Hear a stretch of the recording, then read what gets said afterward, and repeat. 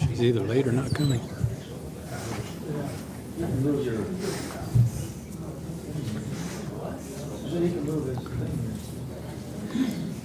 We're trying to isolate ourselves.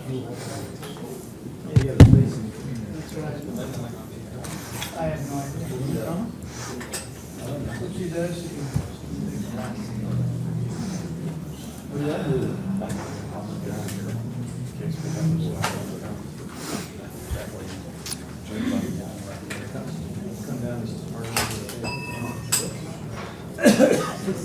Okay, Ty, would you like to do roll call?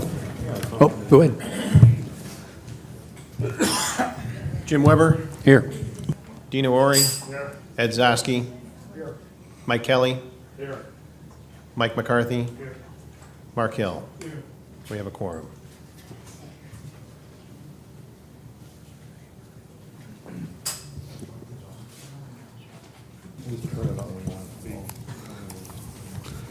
Okay, can we get a motion to approve the minutes from last month's meeting? Not everybody at once. Mike Kelly?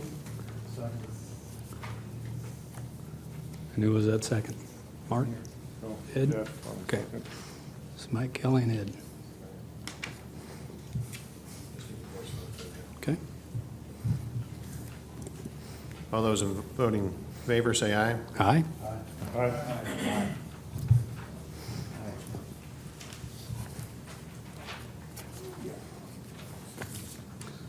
Okay, are you ready? Okay, we're going to take the first case, case 18R16, petition for Robert Berry of Trace Rojas Wines LLC to rezone property from R2 one family dwelling district into C conservation and residential estate district for property located along Bloomington Road, PIN number 050502 417 001. So, who is here to speak for? I'm Robert Berry. Okay, could you step up there to the? For the record, on the agenda, my last name is spelled B-A-R-R-Y. Okay. And we need to swear you in, so if you could raise your right hand, please. Do you solemnly swear to tell the truth, the whole truth, and nothing but the truth, so help you God? I do. Okay. Okay, so tell us a little bit about what you want to do there. Okay, we are Trace Rojas Wines, and we were established in 2015 and began producing wines in 2016 in an industrial site in Morton. And we've been looking for a location in the metro area, kind of, to have not only the production end of things, but to have the vineyard and a tasting room all in one venue. We explored a number of options and ran those to ground, every single one.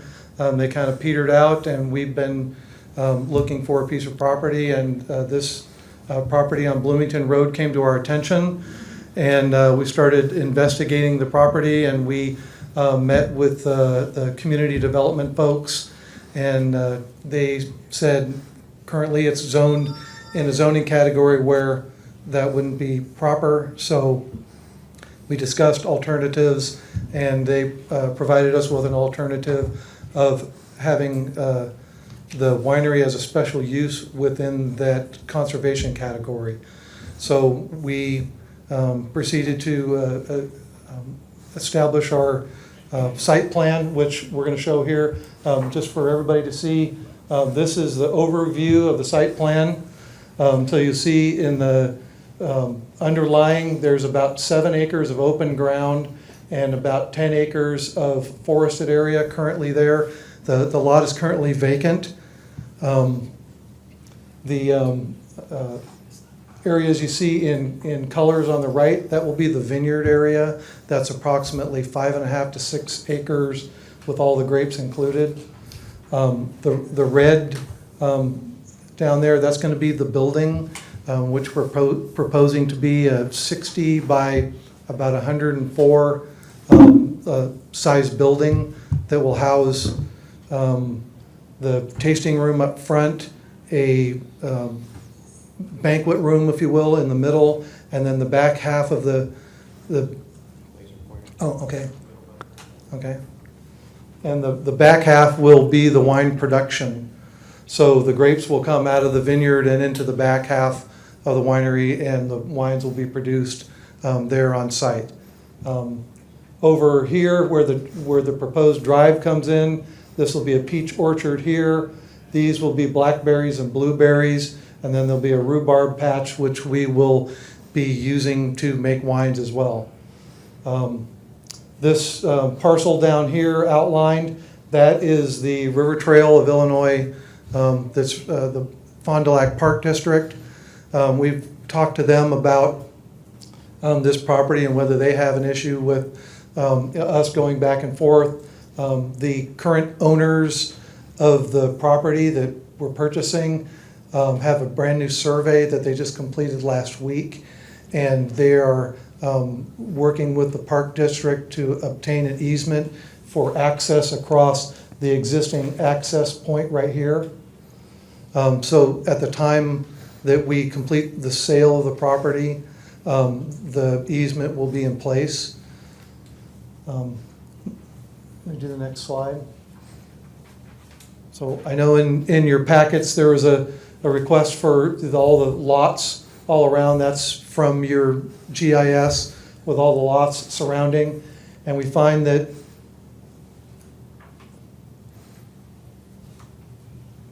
this, where's my pointer again? This lot right here, we were uncertain at first who that lot belonged to, and through the research of the surveyors, they found that it does belong to the existing owner of the main lot, so that will be included in the sale. So we would own not only the main lot here, but this small triangular piece on the other side. And that's where we would propose to have another easement for water and sewer, which would be the shortest run into where the building is going to be, approximately right here. So that would be the shortest run in for the water and sewer. So we wouldn't have to get an easement from a third party. It would just be us and the Park District agreeing to that.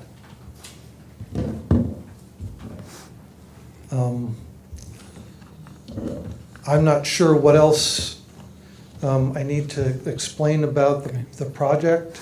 Well, we'll probably have some questions for you, but I made the mistake of not asking you for name and address before we started. Okay. If you could do that for us, please. Yes, my name is Robert Barry, spelled B-A-R-R-Y, and I currently reside at 148 Tamarack in Morton.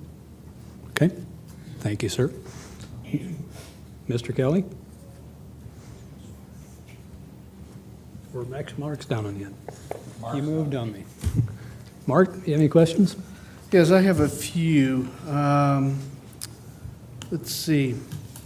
Based on my understanding of your drawing and submitted plans, it looks like the property is going to be naturally shielded on the west, north, and south side. So the only side that, well, actually, even according to the drawing, you got berry bush screening on the east side. So that was part of my question. Confirm my, oh, there you got it. Okay, so what he's referring to is this east side of the property here. When you go out there currently, where these polygons are, those are open areas that look right into the neighbors' backyards. So what we're proposing to do is put in what are called chokeberry bushes. They grow about 6 feet in diameter and at least 6 feet high. And they would screen those backyards from the rest of the winery. Plus, they produce a fruit that we can use in our winemaking process as well. For the remaining property that wouldn't be directly involved with the winemaking process, this about 10 acres of forested area has a couple of ravines in it, and there's drainages. There's a main drainage that comes between the houses here and drains out this way, and then there's another one that comes back through here and drains out through there. So what we were planning on doing, instead of just having a piece of forest, we were planning on putting a walking trail through there that we would tie in with the bike path. and allow people who come down the bike path to park their bikes over here under the trees in a bike rack, and then be able to walk the trail and come back and get on their bikes and continue. Okay, so you have no intent of touching or the wooded area? No, not at all. In fact, we plan on going through and removing some of the invasive species that are in there and kind of cleaning that up a bit. In walking through the property, there's old remnants of a former homestead that has sloughed down the slope into the creek. So we would remove those and clean it up, pull back the edge of the woods a little bit and prune up the trees so that it's more park-like. Okay, I did not hear you mention any events type of plan. Are you planning on any events that might be disruptive? That's part of the reason for having the banquet room. In our experience with visiting many other wineries and speaking with those owners, they typically start up their operation and then immediately they start getting requests for a birthday party and a wedding and this and that, and then all of a sudden they're in a new development phase, trying to put in a new building or a pavilion or something.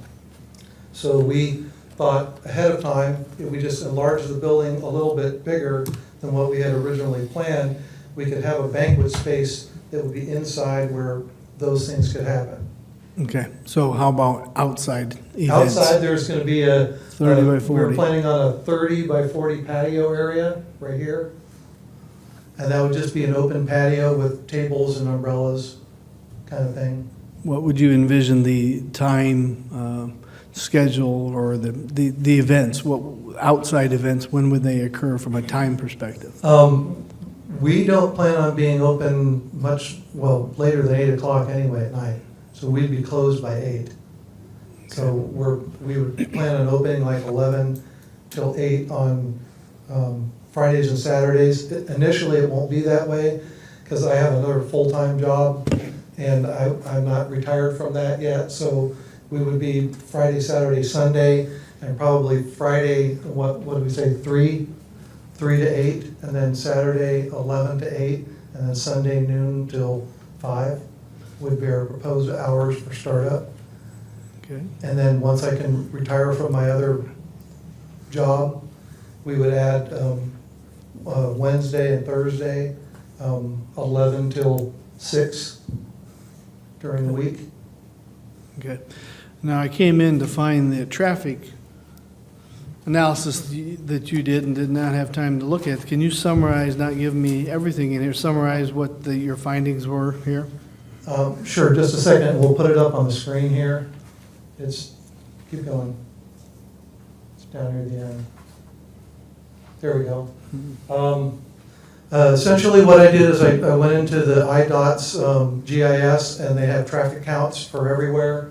The map on the back shows the numbers on the map that were provided. That's IDOT's map. And so I took those numbers, which are the average daily traffic counts for those particular roads, and then I used that and came up with some scenarios about vehicles visiting the winery. So for instance, here I have 10 highlighted. That would be 10 cars come in, visit the winery, and leave every hour. That's a pretty busy place. So that would equate to, over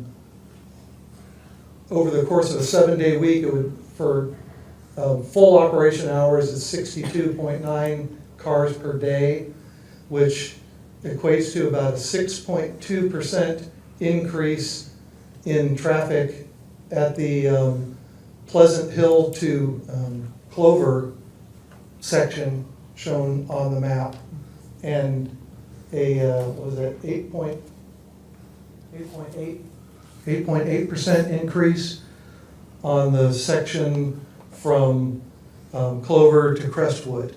So if that many cars come in and leave the winery every hour, just for the hours that we're open, it equates to that on a per day basis. Okay. So the traffic counts are only, if we have 10 cars come in and leave every hour, that's only a 6.2 to 8.8% increase in traffic on those sections of road. Okay. Thank you, Mr. Mary. No further questions. Okay, Mike McCarthy? Yeah, just a couple of questions on. You gotta push the button. Push the button. I'll talk loud. A couple of questions. The exhibits that Ty sent us this afternoon and the ones that are part of the package, you show the parking around the building in kind of two different configurations. Can you address that? In talking with a bunch of contractors and people putting in asphalt and so forth, to meet the city's requirement that we have an asphalted parking lot, that's one of our most expensive pieces of the project.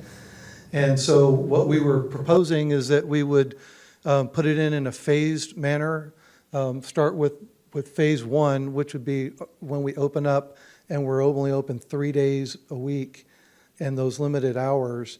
And then as we grew, then we would expand the parking to phase two and phase 3 and 4 if necessary, but only accommodate the growth of the business rather than building a huge giant parking lot and then we only have a half a dozen vehicles visiting.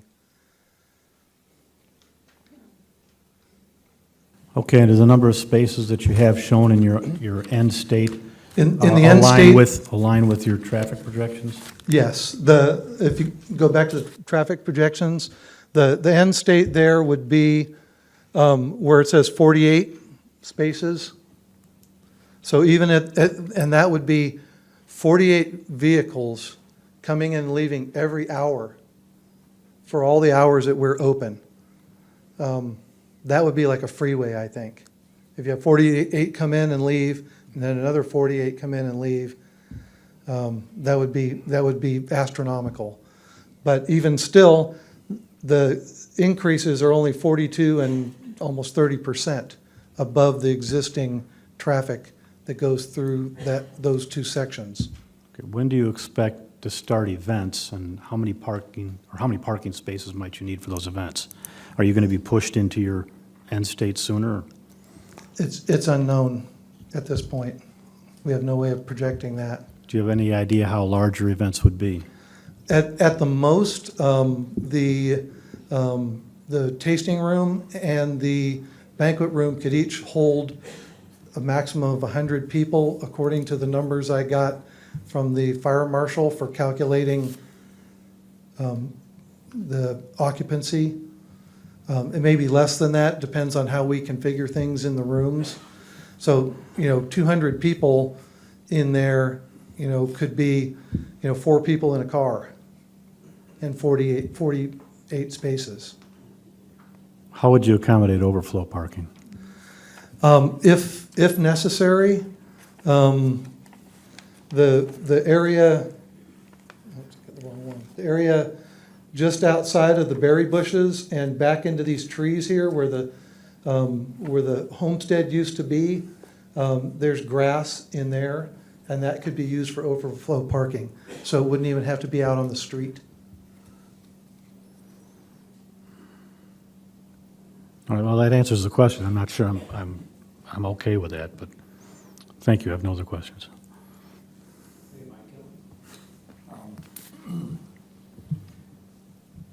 Mike asked one of the questions I was going to ask is in your banquet room, what you were anticipating as far as the capacity and what that would hold. That would give us an idea of the number of cars that's going to be there. I can understand that you can use the grass area as overflow, but at some point that needs to be a hard surface if in fact you're going to, and I understand what you were saying about phase 1, phase 2, phase 3, phase 4. However, I didn't see the actual phase 4 drawing as far as the paperwork that was submitted to us.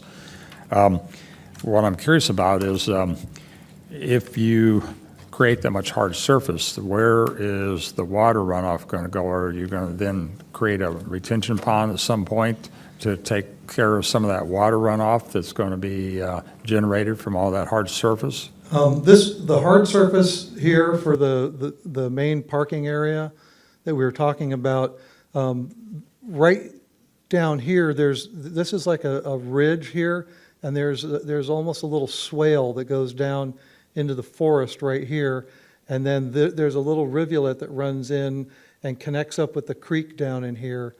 And so we would propose coming in, if we needed to, coming in here and maybe putting an earthen dam or something across that rivulet area in there, which is, it's a depression.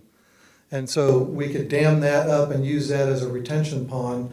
In addition, one of the things that I've been considering is that this roof surface area might be ideal for a rainwater catchment, and we could put rainwater catchment tanks on the north side of that building and funnel the rainwater off of the roof into those tanks and at least capture some of it.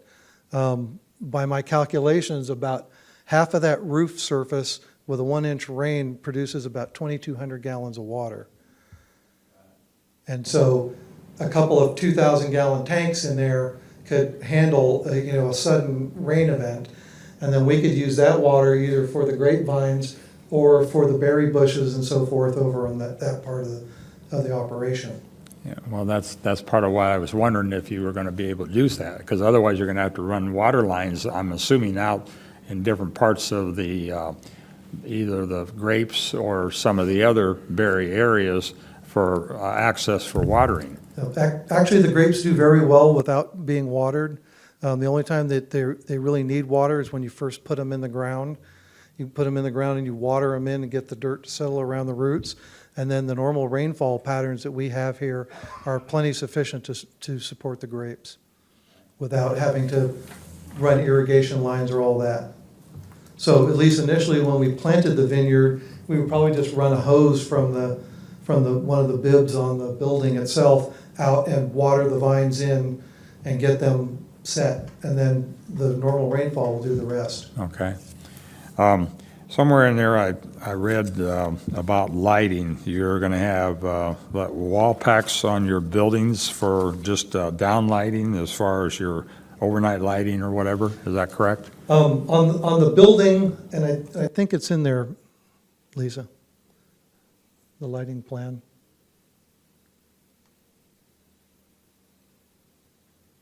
Keep going. Right, back up. Right here on the building, on either end, we would have dawn to dusk or dusk to dawn security lights that come on when it gets dark. And then for the parking lot, we would have these pole lights that are solar powered, so they wouldn't have to be plugged in anywhere. And those would go on the corners of the parking lot. And then as we added more parking, we would add more of those lights. And they can be programmed to be dusk till dawn, and they have a dimmer feature on them. When there's no activity going on, they dim down to like half bright. But if somebody comes in the parking lot, then they come on full, and then they dim down again. But that really wouldn't be an issue except for when we're there. Like during the winter time when it gets dark early, those would be on while we're there. But we're planning on right where we come in at the juncture with the park, we put a gate across there so that when we're not there, cars can't drive in. But it would be a pedestrian access next to that gate to allow bicyclists to come in and use the walking trail. Okay.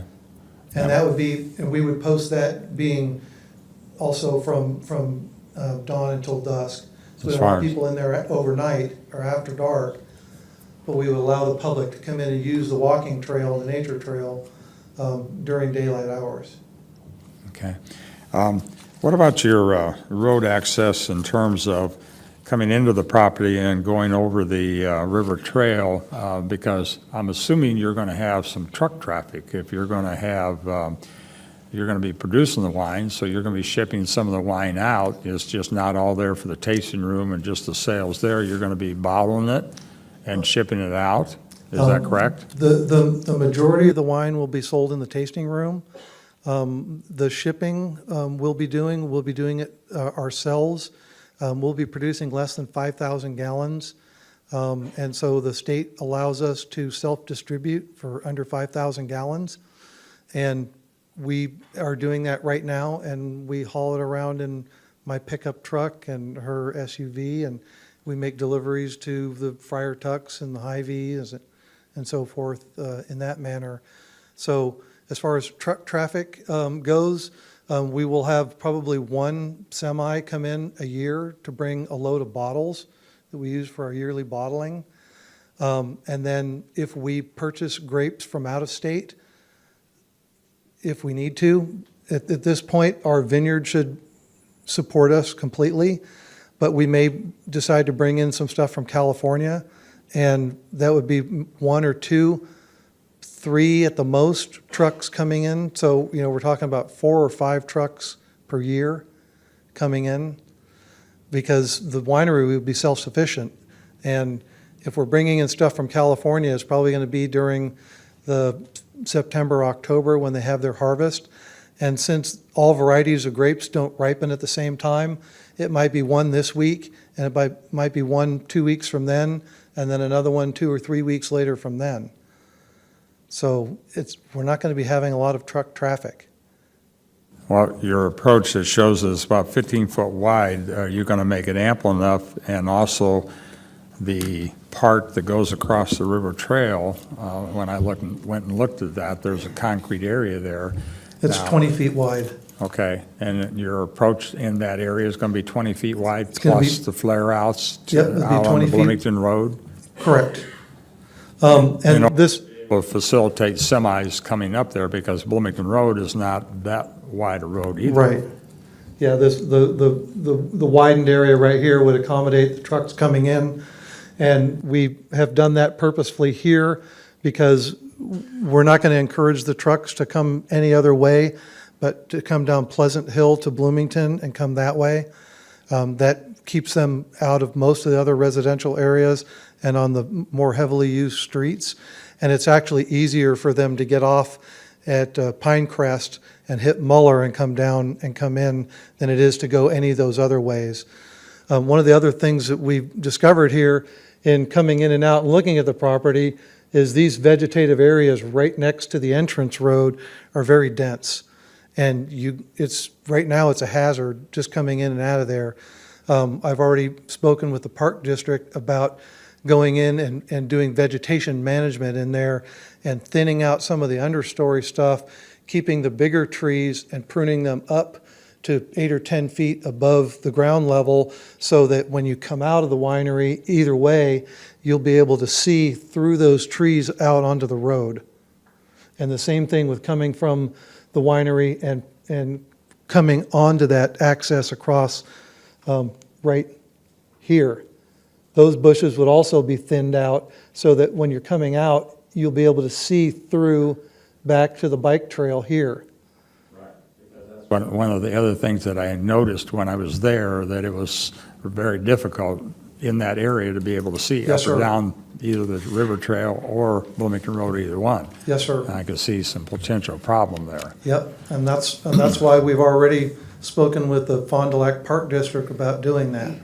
Now, what about, I didn't walk the area to find out where the fire hydrants are. What, have you talked to the fire department as far as fire hydrant access? Yes, for I've the- already spoken with the fire department about that, and there is a fire hydrant. It's not on the property, but they've told me that we will have to put one in.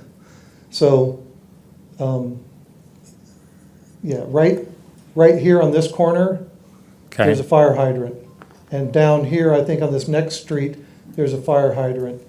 But what we're proposing to do is bring the water line in here, and right here at the edge of the property, put a fire hydrant there. since you're gonna have to run the water line in anyway. Since we're gonna have to run it anyway, we're determined that we're gonna run, the big enough line to have the fire hydrant and then run our water use supply off of that into the building. Okay, While I'm on utilities here, right across on the south side of the bike path is a line of power lines. Ameren power lines. And what we're proposing is that right in that same general vicinity, there's a pole, and that we would have Ameren put another pole right there near where the fire hydrant's gonna be, and then we just run the power line aerially over to the top of a masthead on the building. Okay. So that give you access there. Amplified music, you're going to have it inside the building, or you're going to have it also piped out onto your patio area, or what's your thoughts about that? Well, we'd like to have mostly low-key stuff. I don't know if you ever heard Barry Cloyd play? Mm-hmm. And he, sets up his little speakers and stuff, and usually in a relatively crowded area, you can hardly even hear what he's singing. So we were hoping to do something like that, but if we need to keep the musicians and the sound system inside, if we can pipe it out on speakers out onto the patio, we intend that everything going on in the patio will be where people can sit and enjoy a glass of wine and have conversation and not be drowned out, so they can get Be away able to from the talk. music and come outside and enjoy the outdoors without being blown away by the music. Because so many places the sound Yes. is louder than what you can hear Right. yourself. Yep, you go into Kelleher's and you can hardly hear yourself think. Right.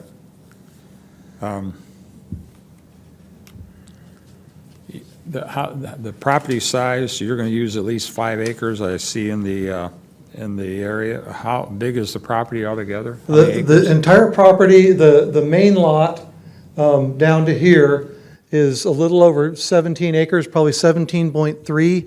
That's what the surveyor told me when they finished the initial survey.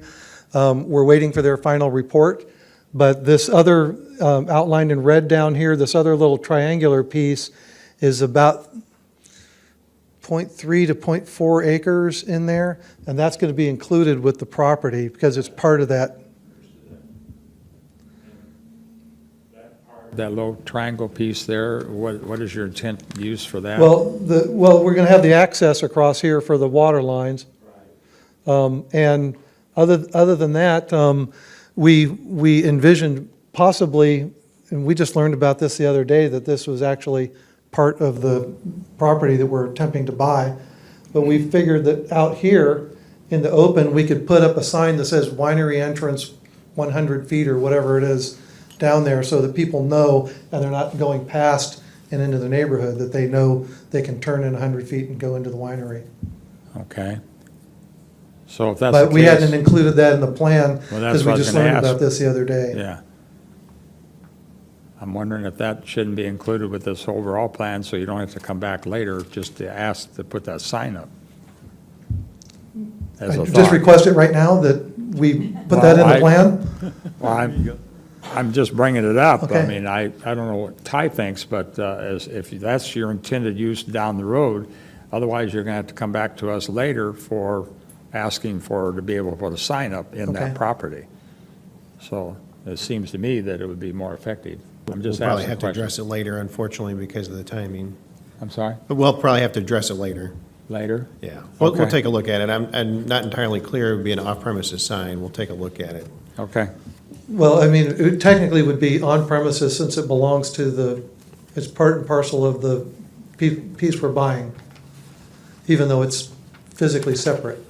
Yeah. But our main sign, we propose to put, right here, inside our access. It wouldn't be on the park, it wouldn't be on the street, it would be right as you cross over onto our property from the easement. is that a lighted sign or not? What we had envisioned is putting a solar-powered light bar on top of the sign that shines down and illuminates the sign.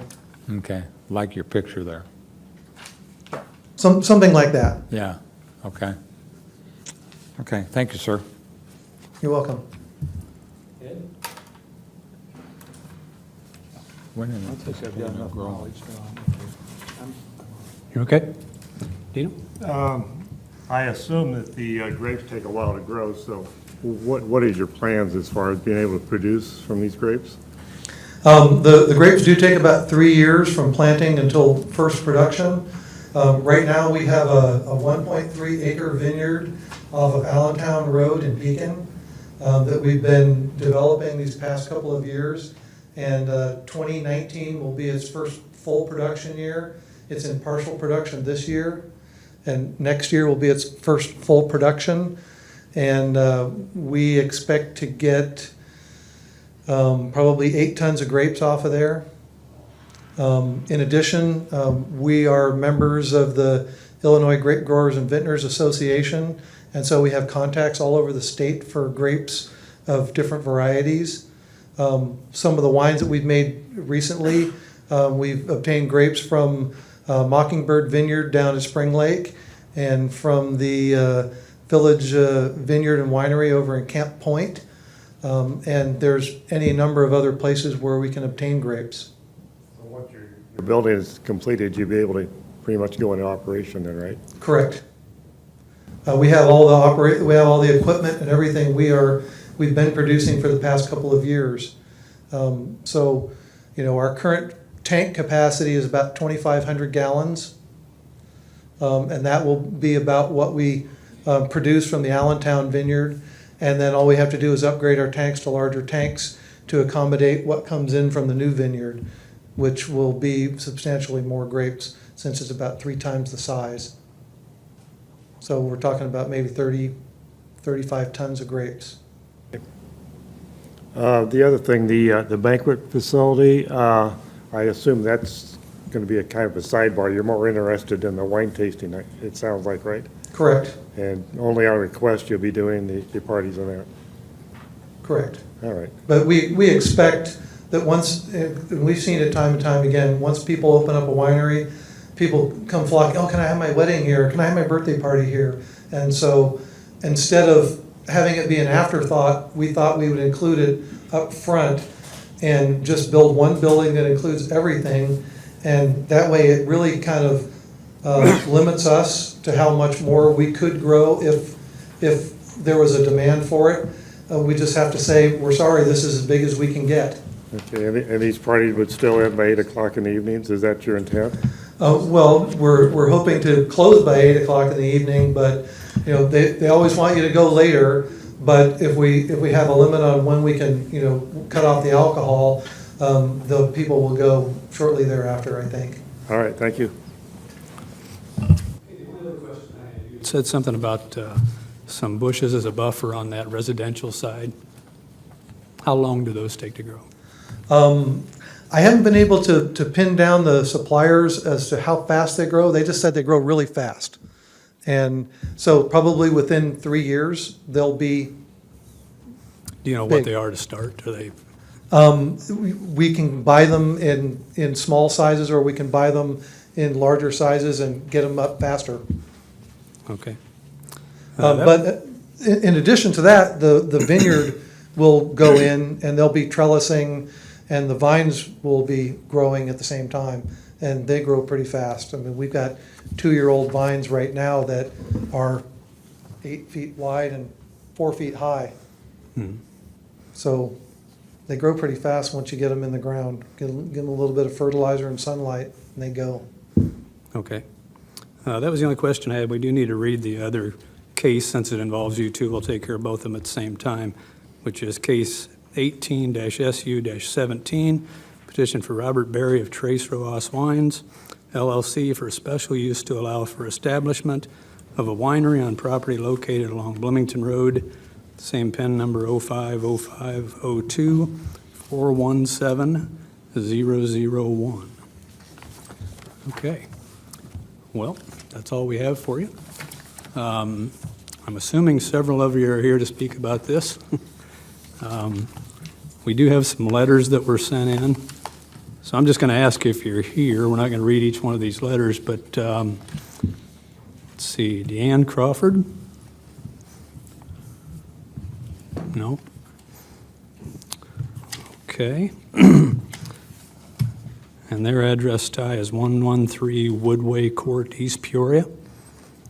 And that's Manuel and Deanna.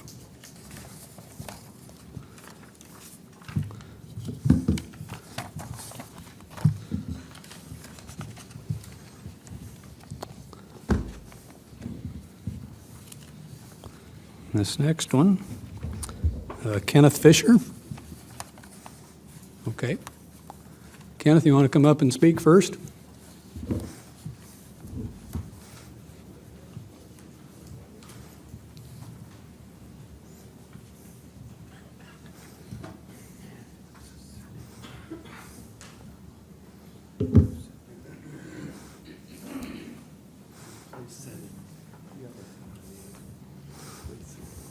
Okay, first we need to swear you in, so if you could raise your right hand for me, please.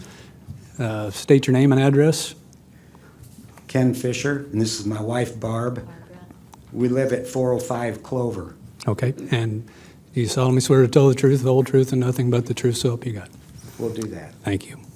Okay, there's several people that need to speak tonight and a couple other letters, so we want you to say everything you need to say, but please be kind of brief. Sure. Should we just read through what we've got? Let me go first, and then you can. Okay. I have a concern. Our property adjoins the wooded area there, and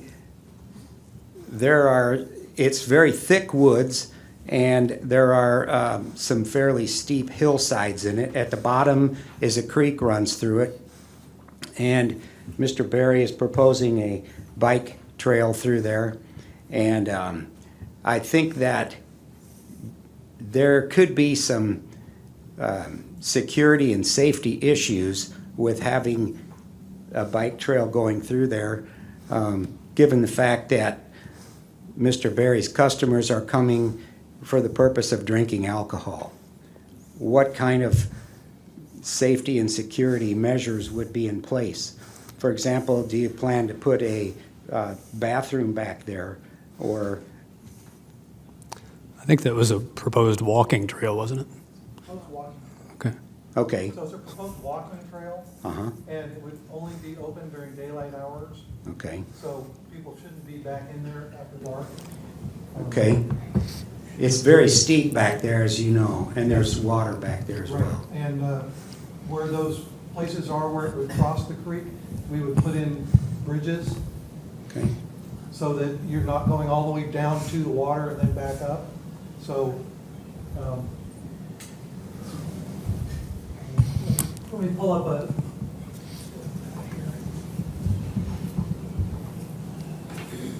So here's the Google Earth. I'm gonna.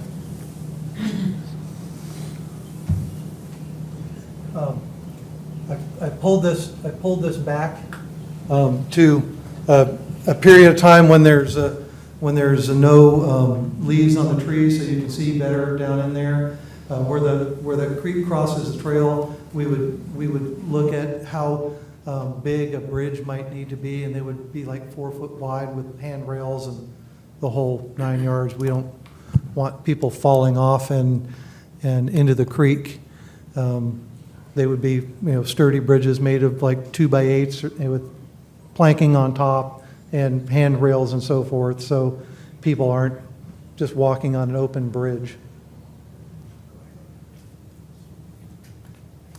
I would probably do better with just reading because I feel nervous. This morning we looked out our kitchen window to see a deer in our backyard. It was a timely reminder that allowing a zoning change for the property directly bordering our lot would bring big changes for families like ours. Marketing public trails around a commercial winery and banqueting building with alcohol involved and through a densely wooded area that is so closely surrounded by families' homes, and building a business with customer and seller-related traffic crossing the walking trail would encroach not only on area wildlife, but also infringe on homeowners' rights, safety for families and children using the trail while inebriated people are coming and going, and privacy in our neighborhood. We ask that the zoning board please decline a change in zoning for proposed winery with processing building and banquet hall plans, and now we're hearing outdoor patio music and plans too, that the article didn't state in the Journal Star. Instead, we ask that the board consider approval of property use for growing vineyards rather than the processing and selling alcoholic products, and attracting groups that would involve alcohol consumption with increased area traffic risk for children and families. We feel strongly that the buyer should not be given the okay to build a reception hall, especially where alcohol is sold. Sale in a residential area is very concerning, as this kind of traffic would enter and exit over the bike trail. Eliminating the buyer's marketing idea of establishing public trails around his business and into the woods bordering our properties would protect homeowners' privacy and the wildlife in our area. It would also eliminate safety concerns for trail users and neighboring families. Growing grapes makes good sense back there. I think we used to see when the kids were young a combine and they grew corn back there. That seems to be well suited, but the minute that alcohol and sound levels at night and not being able to commit to 8 o'clock, but possibly going later because 100 people parties want to go later, and lights coming on and off with all the residents surrounding dealing with that, this is a big change. It's well put together, and Mr. Berry has done a lot of research, but this is a big change. And most of the residents that I spoke with, just even yesterday, some of them can't be here. They're in their 80s, and they don't have internet, so they can't send emails. They feel intimidated like I do, but even more so to come down and speak. I just think this is a bigger change than what maybe from a business standpoint could be presented. So that's all we have to say.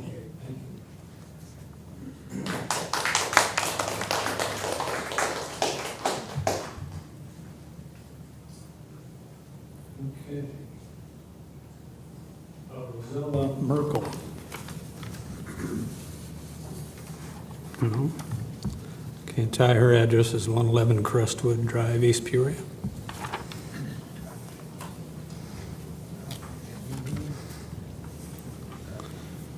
And Susan Vanderham. Okay, would you like to speak? Just briefly. Okay.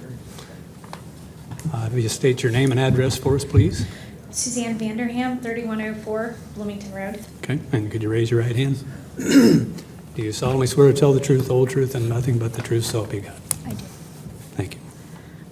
I only have one statement to make at this time, and it's I respectfully request that the zoning board restrain from voting on this proposal until the council, the planning board, and the entire community that is behind us right now have a moment to review this proposal and give you our full thoughts in writing or later again in a second meeting, as at this time we do not condone the building of a winery production facility nor a banquet facility or a tasting room at this location.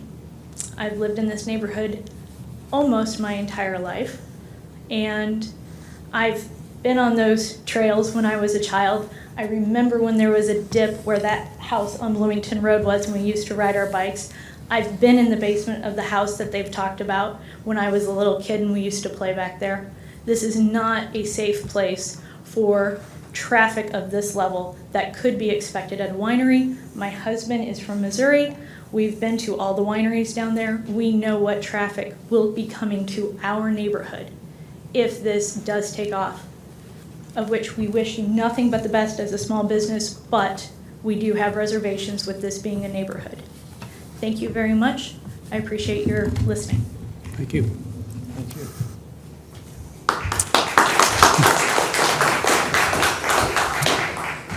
Okay, would anybody else like to speak for or against? Okay, step up there, ma'am.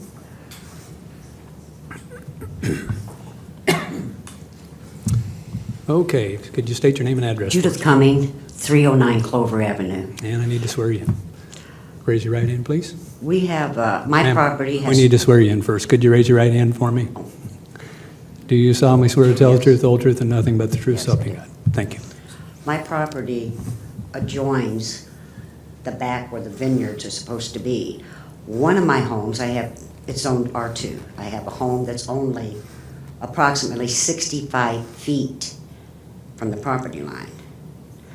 We get already so much, I think everybody on Clover does, so much water runoff from that field already that we don't need anymore. We don't need any more. Like I said, my other home at the back, 2-bedroom house, nice home. My other one's in the front.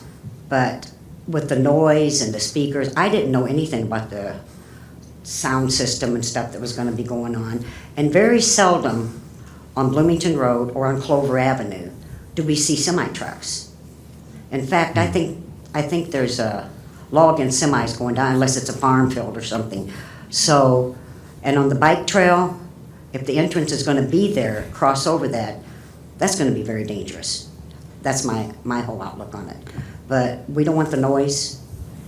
I mean, I hope you do find a place and get your winery, but I just don't think that's the right spot for it. Too much noise, too much water runoff. We don't need any more. Okay. Could you repeat name and address for me, please? Judith Cumming, 309 Clover Avenue. Okay. My property butts right up against the back of that. Okay. Okay? Yep. Thank you. Thank you very much. Okay, who else? Okay, sir.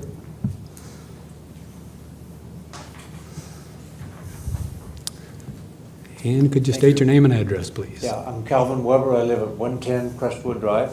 Okay. And My could you property raise? backs up to the woods Okay. on the, what would be the west edge of the proposed I need to area. swear you in.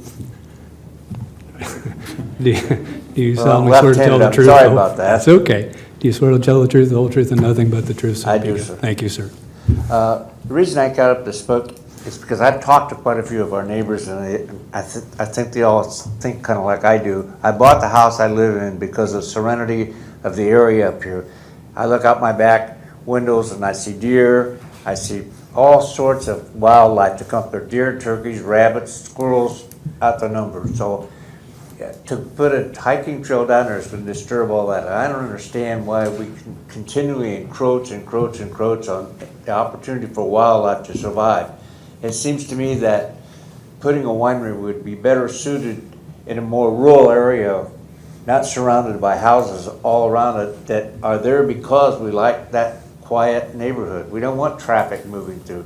I don't believe that we have the infrastructure to support the traffic. In fact, it barely supports the cars and pickup trucks and so forth that drive up and down there now. We only see cars of people who live there or invited guests. We don't have traffic going through it, and that's why we live there. We don't have bus travel going through there. We have a mailman goes through and the garbage trucks once a week, and that's all the commercial traffic we get. And this is going to change all that. Now we're going to have commercial traffic going through, whether it's 10 cars an hour or 20 cars an hour or 10 a day or 50 a day, there's still going to be additional traffic. And our roads won't support that. The city can't keep up with the deterioration of the roads the way they are with the traffic we presently have. Those are my two main concerns, and the people I've talked to feel the same way. I can't obviously speak for other people except in my conversations with them. But it's going to take away the value of our homes while we're raising taxes. And if you put the structures in that's going to be required to support this facility, the taxpayers are going to have to pay for that. And we're going to have to pay for building our roads better. And I just don't see why it has to be right there in that setting. If I were going to put a winery in, and I do presently have a partial ownership in a brewery, and we went so far out in the country so we didn't bother anybody. So we put it on about 15 or 20 acres in the middle of nowhere, not close to a town, so that we didn't have this problem, and we haven't had that problem. So that's really all I have to say. Okay, thank you, sir. I would vote against it if I had an opportunity to vote. Okay, thank you.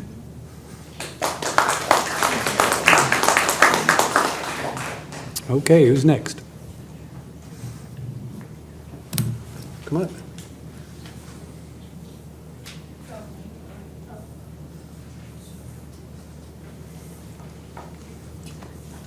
Okay, state your name and address, please. Karen Smith, 3502 Bloomington Road. Okay, could you raise your right hand?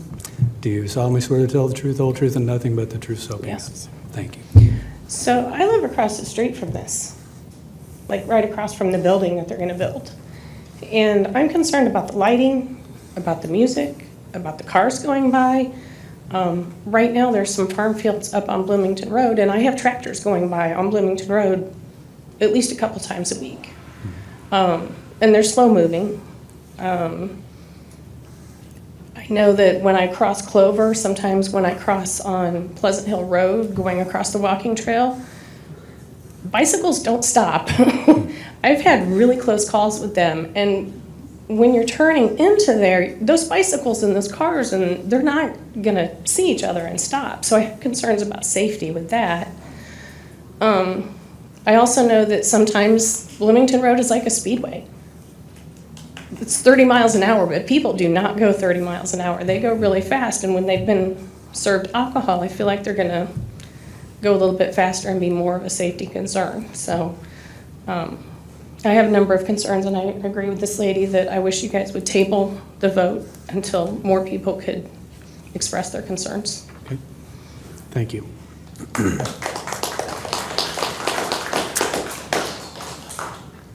Okay, who's next?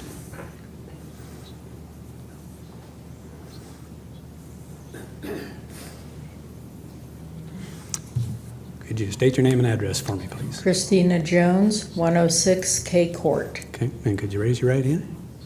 Can you raise your right hand so I can swear you in? Do you solemnly swear to tell the truth, the whole truth, and nothing but the truth? So help you God. I do. Thank you. Go ahead. I have lived in this neighborhood most of my life. My grandparents owned the house at 100 K Court. They cleared the land. I remember the people that used to live in that basement house, and I grew up with their children. I'm concerned about when you say semis coming in and out with grapes, and they don't all, unlike corn, mature at the same time. So we're looking at continual or changing semi-truck traffic down Bloomington Road. They're cutting across the walking trail at a space where there's not a normal road crossing. The part of the problem is that there's a lot of children around in that area. A lot of people use that trail all early morning, late evenings. It's, I think it's dangerous to bring semis. And also, I don't know if anybody noticed, I used to be a utility locator, so the cable that crosses Bloomington Road at the dip between Clover and Pleasant Hill Road almost won't clear the semi. There's also erosion on those areas of the road, especially there was just a flood there, 2 weeks ago, that they ended up having to close that road.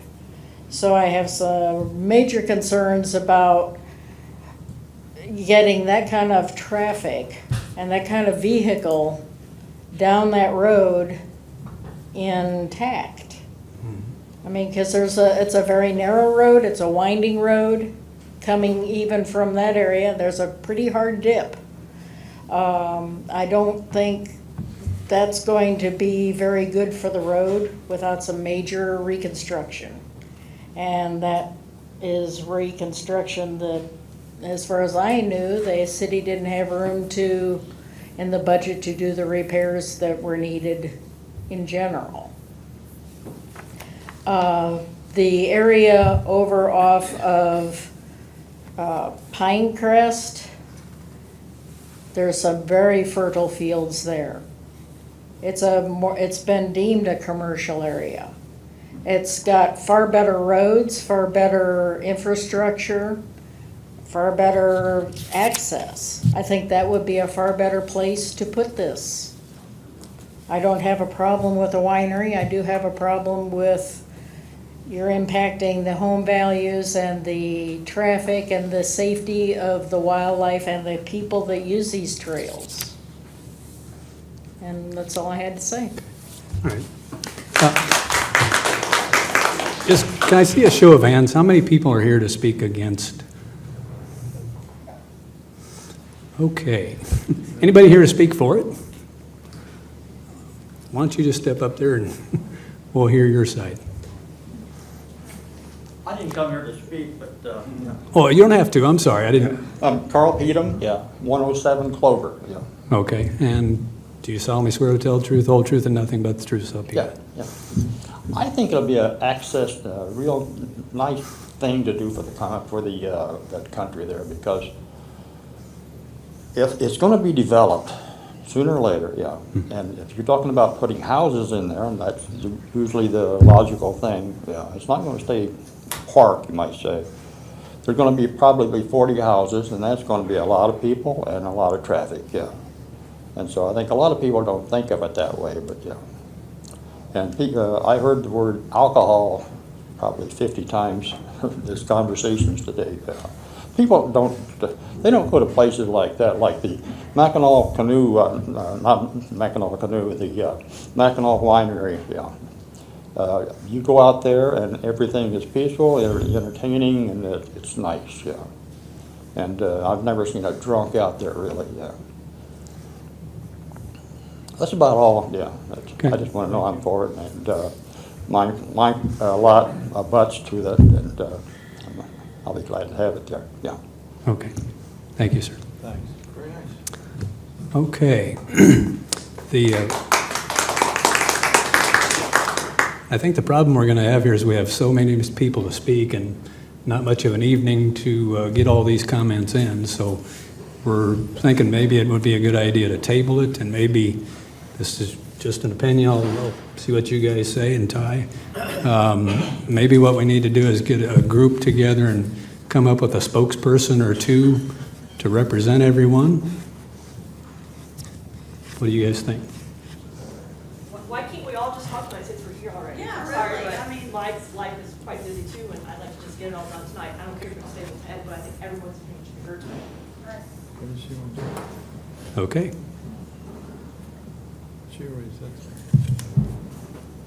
I don't know for sure, but I live back behind there. I've lived there for 40 years. My property's right there, 60 feet from the line. Isn't there an easement, a 12-foot easement along everybody's property at the back? I've always been told that. I've always been told that. No?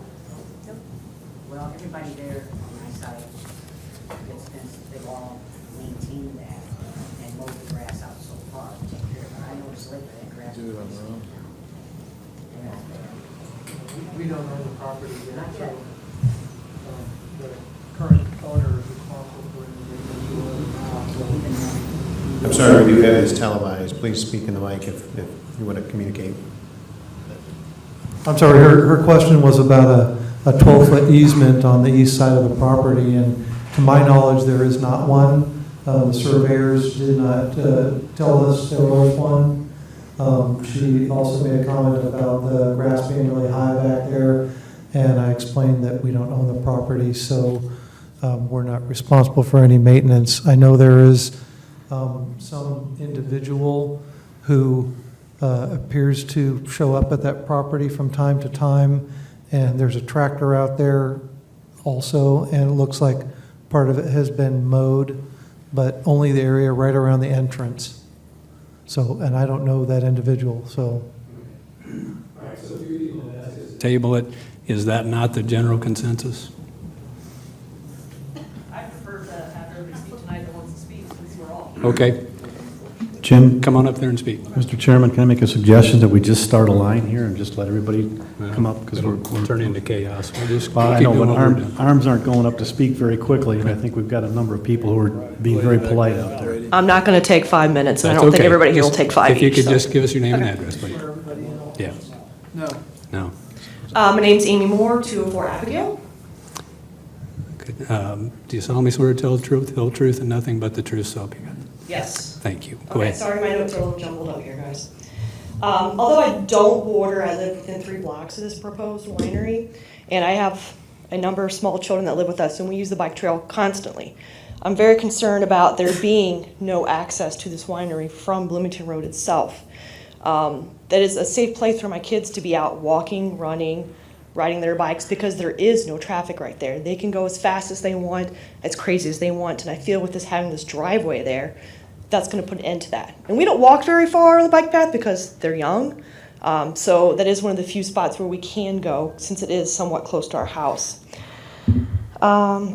And I know somebody mentioned they were concerned about the pedestrians. Pedestrians do have the right-of-way, but let's be honest, in the real world, that doesn't happen. The cars are the ones that are going to go. I don't think they're all going to be stopping for those folks on the bike trail. One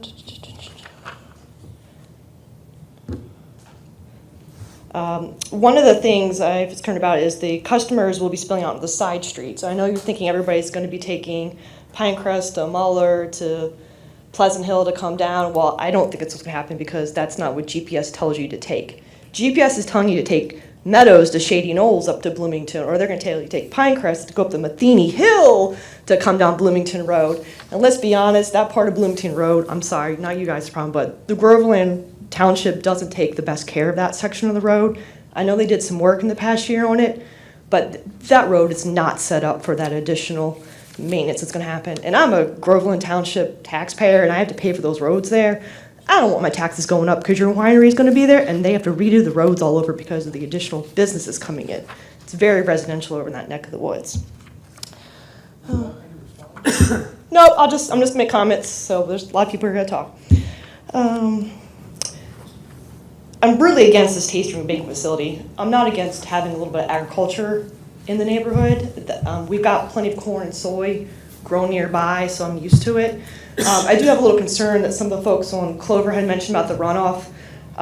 You're not saying you're going to be growing these organic at all. So there are going to be chemicals that are going to be used, and that's going to be flowing out into our neighborhoods. It may not be flowing right on my property line, but it's flowing out into somebody's property, and I do have an issue with that happening. I think that's all I got to say. Okay, thank you. Okay. All right, let's hold off. If you want to make notes on some of these things and address them at the end, that's fine.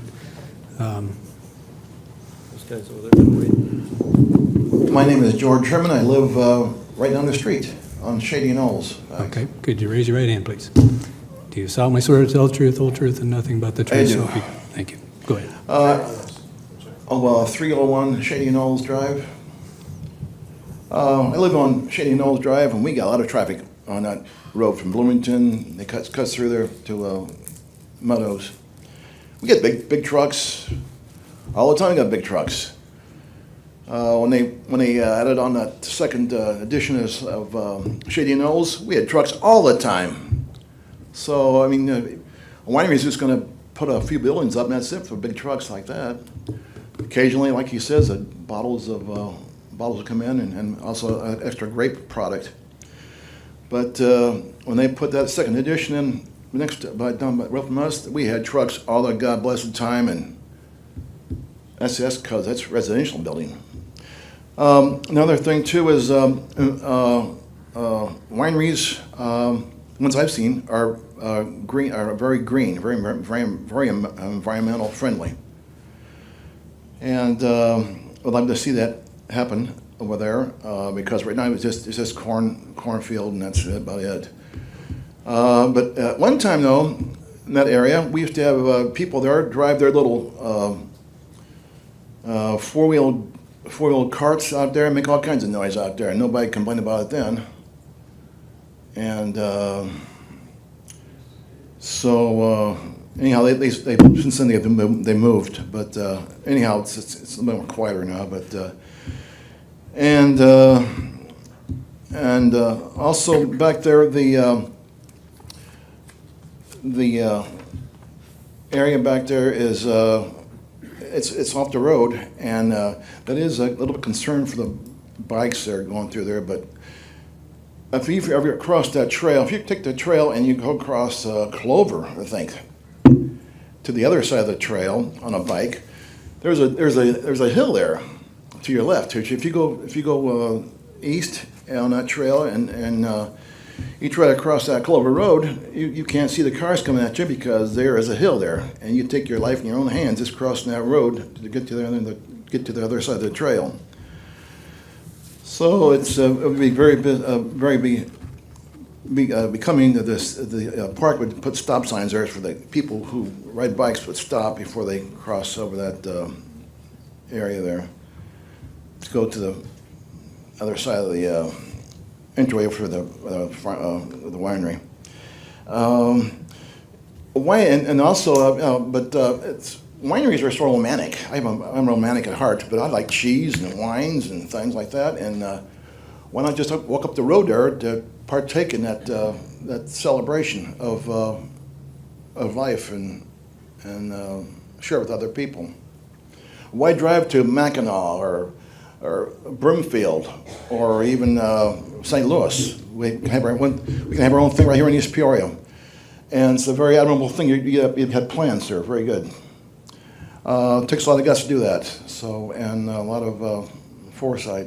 So, anyhow, good luck, sir, with your plans.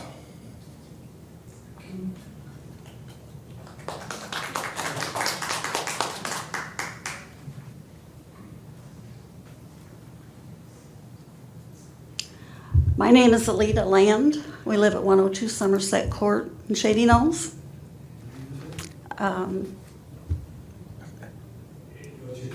Dennis Land. Nothing but the true soap you got. Yes. Thank you. Go ahead. If you come down Bittersweet, our court, there's just 3 houses, and it's flanked by the backside of this field. Beautiful wooded area in the summer, lots of deer. We're spoiled by it. I mean, we don't own that property, but it's absolutely beautiful. We will have lived there 40 years in September. And I guess I'm kind of selfish to let go of that because I think a lot of it would be gone. The winery, I have no objection to, but I just don't think this is the proper place. We have put a significant amount of money into our home to improve it through the years. I worry about our property value and when we ever want to sell. If you would come up there and walk through our yard to the back, you'd see what we mean. It's a park in the city. And I'm kind of worried about the noise too. Wedding receptions sometimes have their own music. I have a granddaughter that just got married and had a very high-end wedding. And, you know, the music is very loud, very popular to young people. And I'm afraid that would really kind of carry through. I just think all that would go away, you know. Like I said, I'm not against the winery, but I just, and I think it would be very disruptive to that walking, biking trail. In fact, I catch myself when the weather starts to get nice and I go down Clover or Pleasant Hill Road. Oh, I got to watch out for these people, you know, and give them the right of way. And I think they're going to lose that. I think we have the same concerns that most people that are opposed to it. I have nothing against this man's investment in time and effort, and I appreciate it. But like others, I feel like this location is not the right location for it. Yeah, here's a piece of property that's an open field. This would be great if this is what you want to do. But all the other aspects that other people have spoken of, as far as the runoff, the disruption, yeah, we've had the privilege of living there 40 years, and you're going to disrupt the wildlife. Mm-hmm. You're going to disrupt the tranquility. So many of us bought into those areas because of the surrounding peaceful nature of it, of being able to live in a city environment and still have this as well. I think a major concern is going to be traffic. I mean, you know, if you're very successful, the number of cars that are going to be coming or going are going to be a whole lot higher than what is projected. And those roads that we have in there now don't stand up that well to the traffic that is there already. And as someone else said, the trails, I mean, they get used a lot. There's a lot of people on those trails, and I just think this is the wrong location for it. I have concerns not only for my property values of how they will be affected. I also question if this area is rezoned and, you know, I don't wish you any bad luck at all, but if the venture goes belly up and it folds, then what becomes of that property? Then what becomes of zoning, you know? And we still have that, we're flanked by that woods, which I think will stay there because it's an asset. But I really do kind of feel for the people on Clover. They've got it right in their backyard. Yeah, and I don't think a bunch of bushes are going to help that. And, you know, the lighting, even if it's kept at a minimum, you know, the lighting, any outdoor venue, you know, the music, I understand the efforts that he's saying that he's going to make, and I appreciate that. I think that's well thought out on his part, but will it stay that way? I think there are a lot of things that people would like to see something in black and white a little more. I understand that this is preliminary, but I think the people here would like to have a whole lot more involvement in this, a whole lot more information than we've gotten so far. Well, that's all right. I mean, we've I made, guess we've that's made it. our We've made it, point. we've stated our case. All right, thank you. Appreciate the opportunity to do it. Okay, who's next? Harvey Collett, 116 Crestwood Drive. Okay, raise your right hand. Do you solemnly swear to tell the truth, the whole truth, and nothing but the truth? So I do. I just want to reemphasize, I feel the same way most everybody else does, but one thing you need to take in consideration on the safety side is that no matter where they're coming in, if they're coming in on 150, either from Morton or from East Peoria, they will be crossing the trail twice.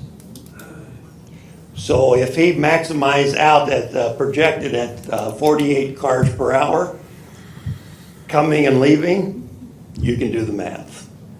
If there's a banquet facility there, a lot of people renting that banquet facility will not want to leave by 8 o'clock. So I can see it going into later hours, which could create more noise for the community.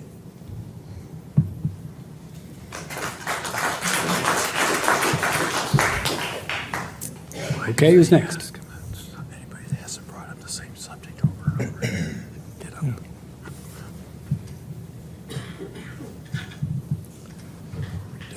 Sue Tomsovic at 120 Crestwood Drive.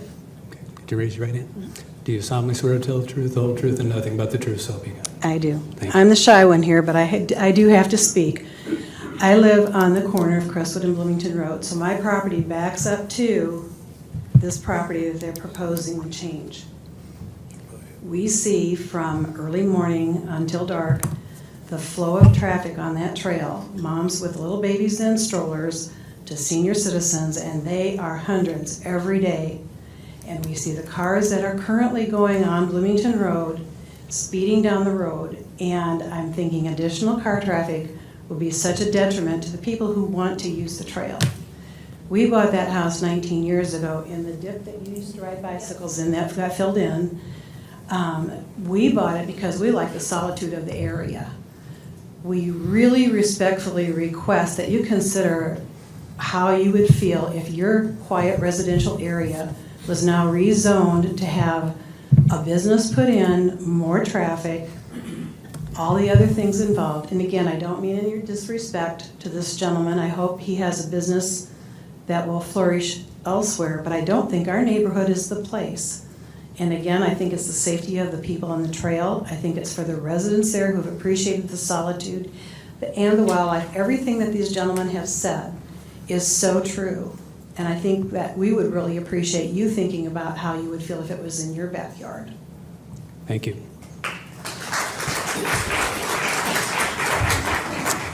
Next.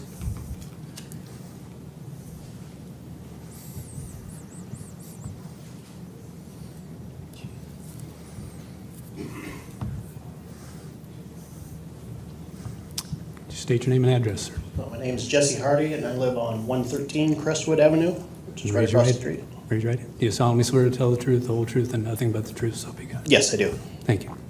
I just want to bring up what our concerns are, which is pretty much what everybody else's is we think there should be more study into what it's gonna do to our property taxes, our property values.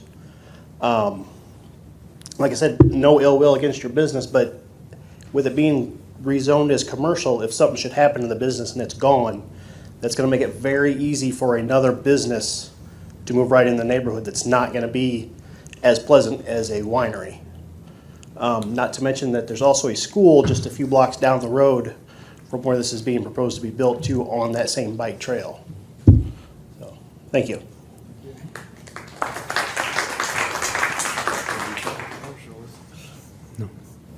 Next.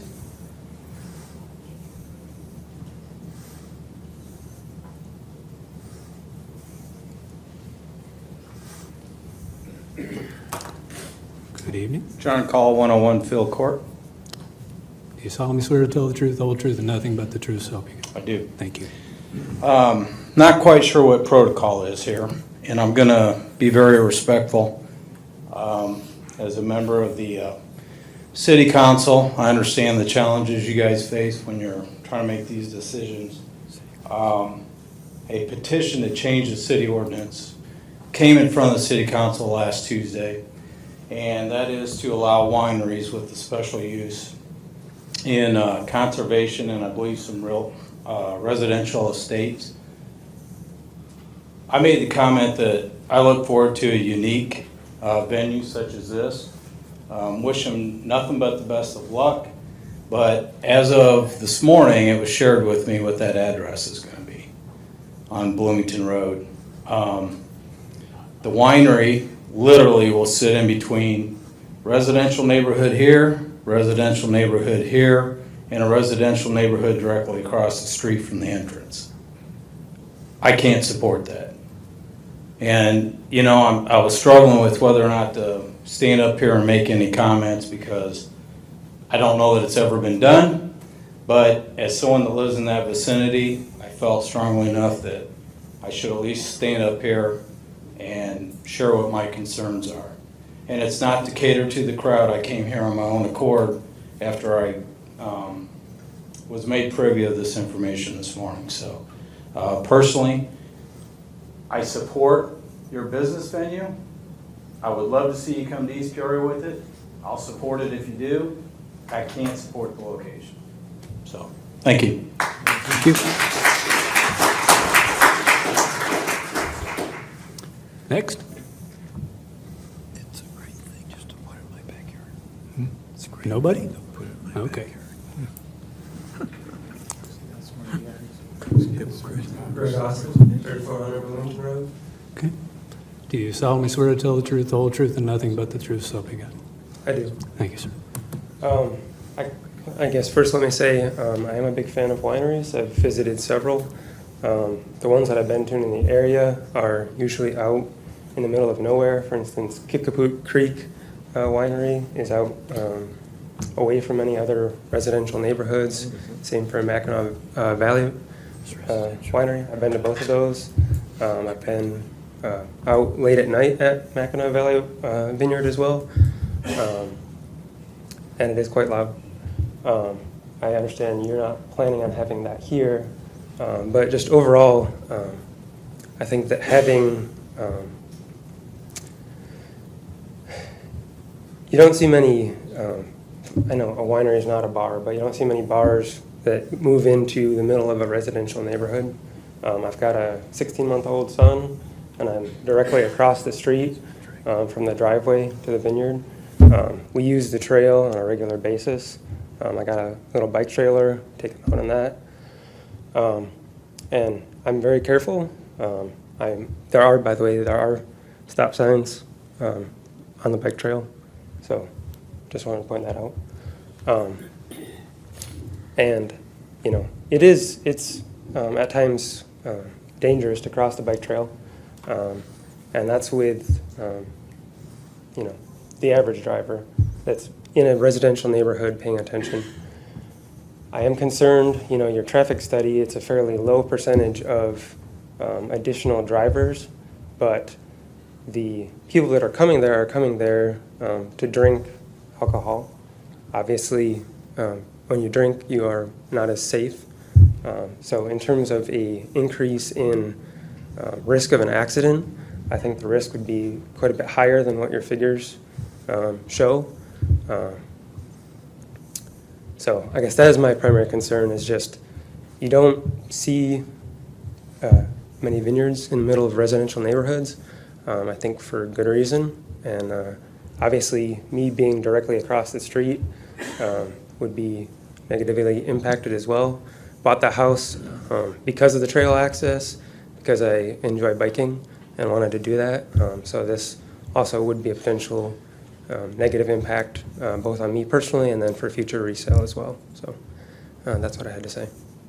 Okay, thank you.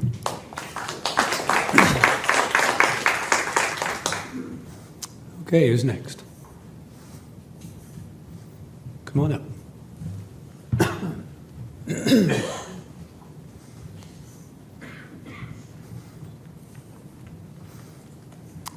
Okay, your name and address, please. Kelsey Olson, 3108 Bloomington Road. Okay, could you raise your right hand? Do you solemnly swear to tell the truth, whole truth, and nothing but the truth, so be God? Yes. Thank you. So my husband and I are relatively new to the area, so we don't have a long history of enjoying all of the serene nature and everything. But one of the huge draws that made us want that house that we got was because it was like a piece of the country without being so far removed, and we really appreciate that. And it is relatively quiet, traffic-wise too. Everyone that drives around there is from around there. They know about the bike trails. They know to maybe slow down because there's going to be a crossing there. And I think a winery will bring in people that aren't familiar with those roads in that area, maybe not even the trail itself, so they might not know to pay extra attention to the families that are using those trails. So another thing I want to make note of is I actually had why I had a semi delivering to me, another story, but I had a semi driver call me and say that he can't come to our address. So just something for you to know about, that he made me change where he was going to deliver that package to. So, and then of course there's many ways to get back to that area, none of which are very straight or easy to follow.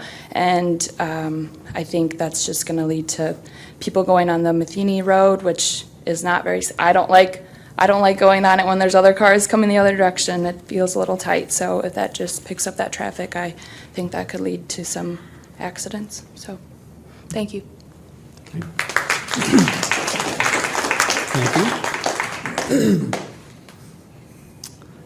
Okay, who's next?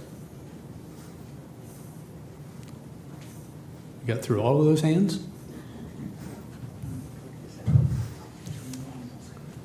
Okay, I've kind of struggled with this because I live in that area also, and I also have a vote. So I think I would like to abstain from the vote. I live on West Glen. You want to swear me in, or are we good? Yes, sir, I do. I live on West Glen, which is just a couple blocks away from there. I have since 1961. I've ridden bicycles in that area, trick-or-treated, all the things that some of you say you've done. I now have a wife and 2 daughters who jog on that trail at least once a day, and it can be different times of the day. So I see some of the same concerns that you do. So for that reason, it's only fair to you that I abstain. Okay? Okay.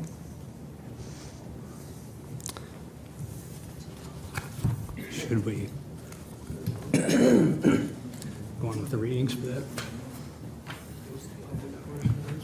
Did you want to address any of those?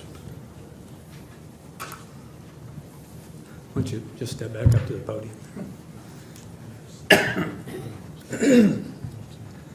I appreciate everybody's input, and certainly there's a lot of passion being displayed here this evening for the neighborhood in which everybody lives, and has for a long time, and has enjoyed that. And for what it's worth, it's not our intent to destroy the neighborhood.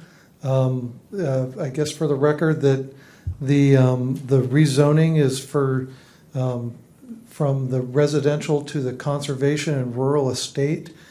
which would, in my mind, set up the piece of property for when our business is done, or if our business is done at some point in the future. It would set that piece of property up to remain more rural in character rather than be turned into its a commercial lot like a trucking company or a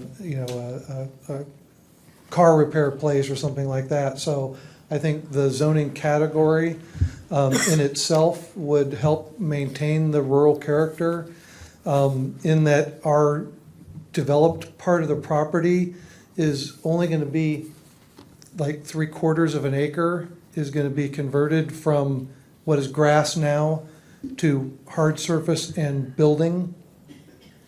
I hear that there's a lot of lighting concerns. The lighting that we're proposing is very minimal and would be really dawn to or dusk to dawn, and the lighting is probably not any brighter than these and probably not any higher than this. So most of those lights would probably not be seen from anywhere other than on the winery property. There was a concern about chemicals being used. Yes, in growing grapes, there are chemicals being used, just like you use them in your backyard. Grapes in this area are susceptible to a number of fungal diseases, and so we use fungicides on the grapes. They're relatively short-lived chemicals. The labels recommend that you apply them every 7 to 10 days because they lose their efficacy after that point. So we would be applying those on the grapes, and like any responsible agricultural effort, you don't want to spend a lot of money on chemical that you just put on the ground or into the air, so you make extra efforts to get that where it's supposed to be.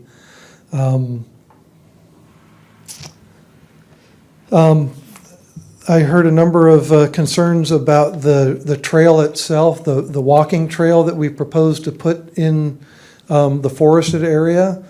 I spent nearly 25 years of my career as a wildlife biologist, and the trail that we were proposing would be a minimalist trail.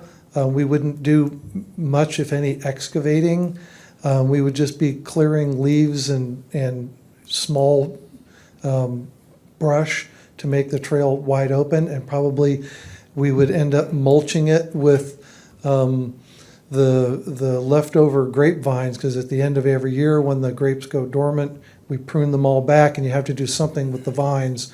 So we would probably mulch those and use those as mulch on the trail, so it's not like we're putting in a 20-foot wide trail through the woods with gravel and that kind of thing. It would be very minimalist, with the exception of having to put in some bridges that would facilitate crossing over the creeks.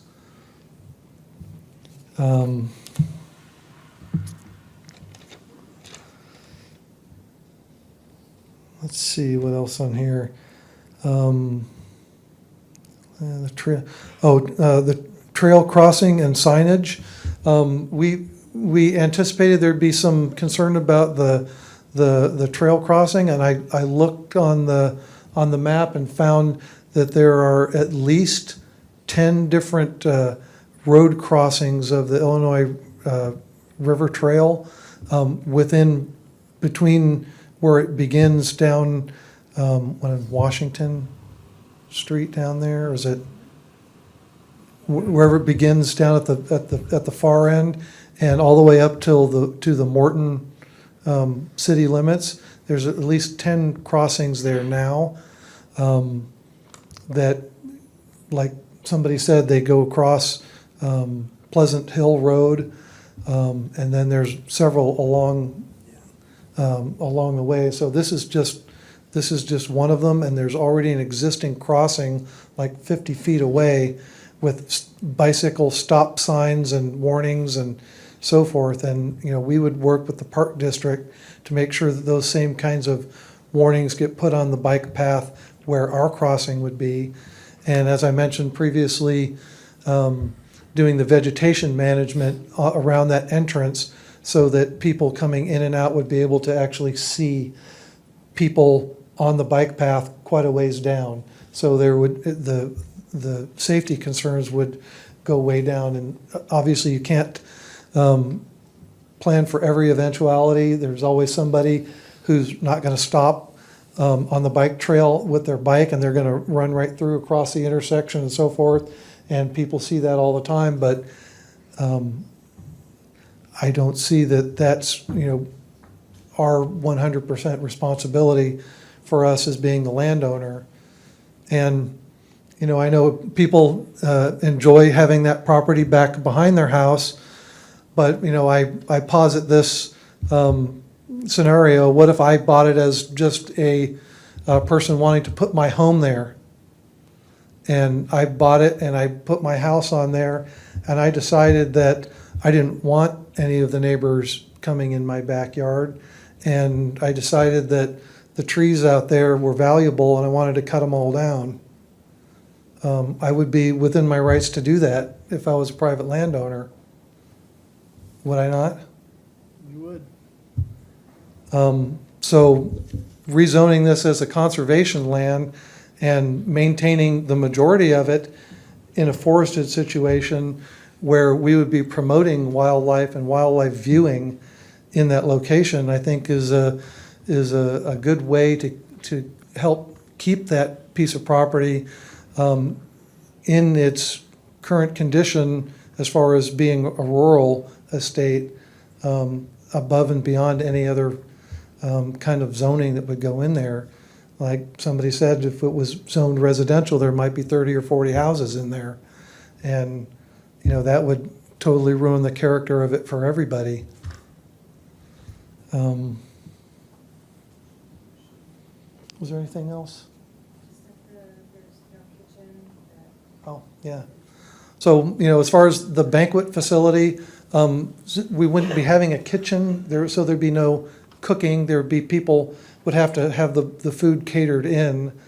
And so, the facility wouldn't be like having a restaurant on your winery. And a lot of wineries do have restaurants, and, people are there for, many, many hours sitting at restaurants and having dinner and so forth. And we would just be for these special events. And to the extent, as, we can write the rules on how people behave. We can say, okay, the patio outside is closed after 8 o'clock, you have to stay indoors. We're not serving any alcohol after 7, but you can remain and if they bought a bottle of wine, they can still sit there and finish it, and they can continue their celebration indoors, but we can tell them, hey, no outdoor parties after 8. And we can enforce that. We'll refuse the right to serve anyone. And we can tell them, hey, it's our private property. If you guys don't want to adhere to our rules, then thank you very much and have a nice day. Anything else that I need to address? Is there anything from the folks back here that they would like me to address? Yes, ma'am.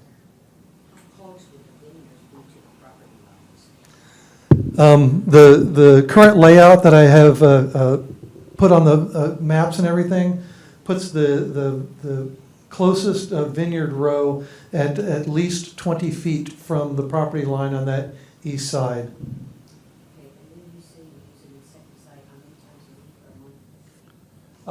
It depends on conditions, but as often as every 7 to 10 days, and they're fungicides, and you spray them on the grapes. It's not like an aerial sprayer, and we're not going to have a big giant, one of those 10-foot high spray rigs with the big booms. We won't have that. This will be something that drives between the grape rows and sprays on the grapes. My concern was my granddaughter. My house is only 60, probably 60 feet, not even that far from the line. When she's in the backyard playing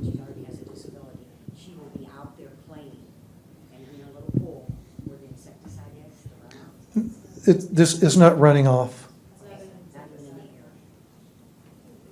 There's no mix, no spray, no nothing.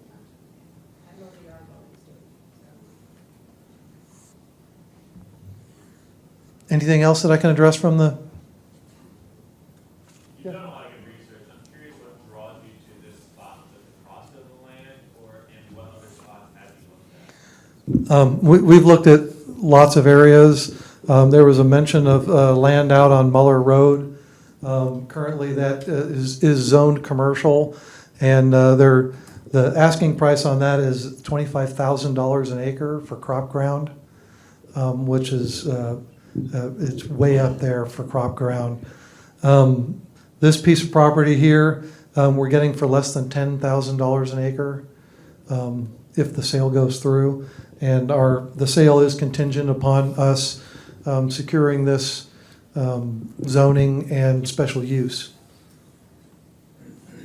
So if the board's and the council's decision is that this is not a fit for that location, and that's the vote, then we're not on the hook to buy the property. So we can still get out from under it if the board and the council decides that that's not an appropriate use for the land and our operation. If you haven't been sworn in, you can. I was. Okay.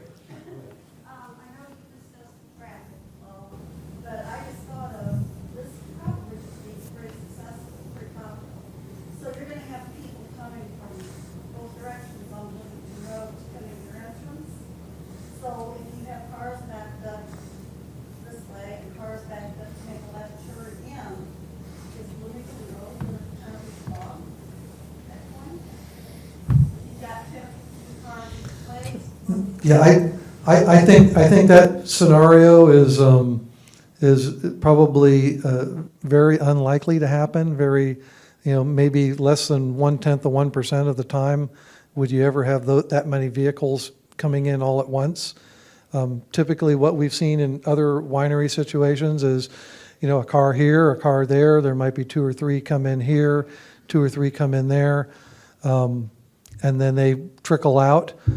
For an event, you would typically have the event party show up early and get things set up for their event, and then the guests would show up at the appointed hour or within a half hour or hour of the event starting, and they would be there for the duration of the event, and then at the end of the event, they would trickle out. Someone mentioned earlier possibly that property being used only for a vineyard and you having your banquet and tasting area somewhere else. Is that a possibility? For us, we wanted to have everything all in one package. We wanted to put the whole experience of going and sitting in a winery and enjoying the forest and the vineyard and the grounds and drinking your glass of wine and speaking, talking with your friends or your neighbors or the folks at the next table, and then, just enjoying yourself all in one place. While certainly it could be done, but that's not our preference. Our preference is to put the whole operation all in one. Folks had asked about, other places, why don't you put it way out in the boonies? Well, that would be fine if the land was for sale. At reasonable prices, and we just haven't been finding that. We've approached folks all around Morton. The folks who actually own the land that our current vineyard is on, they're large landowners, and we've found that most of the larger landowners in the area are buyers, not sellers. They will be happy to purchase land from you, but they won't sell you a scrap.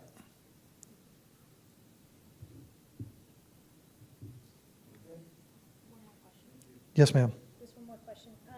Your IDOT traffic analysis, when was the data collected for that IDOT traffic analysis, according to their records? The most recent records that they had on those roads there was 2014.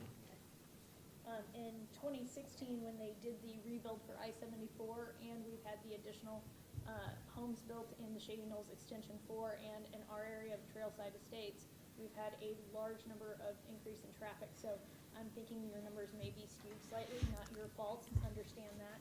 Right, I was using the best data available to me. Correct. And I do appreciate all the things that you want to do to conserve that property. I believe our biggest questions now need to go back to Mr. Livingston, the zoning board, and the city for what they're going to do to help prep the roads, help prep the water delivery to your area, and everything else that needs to be done that is not your concern.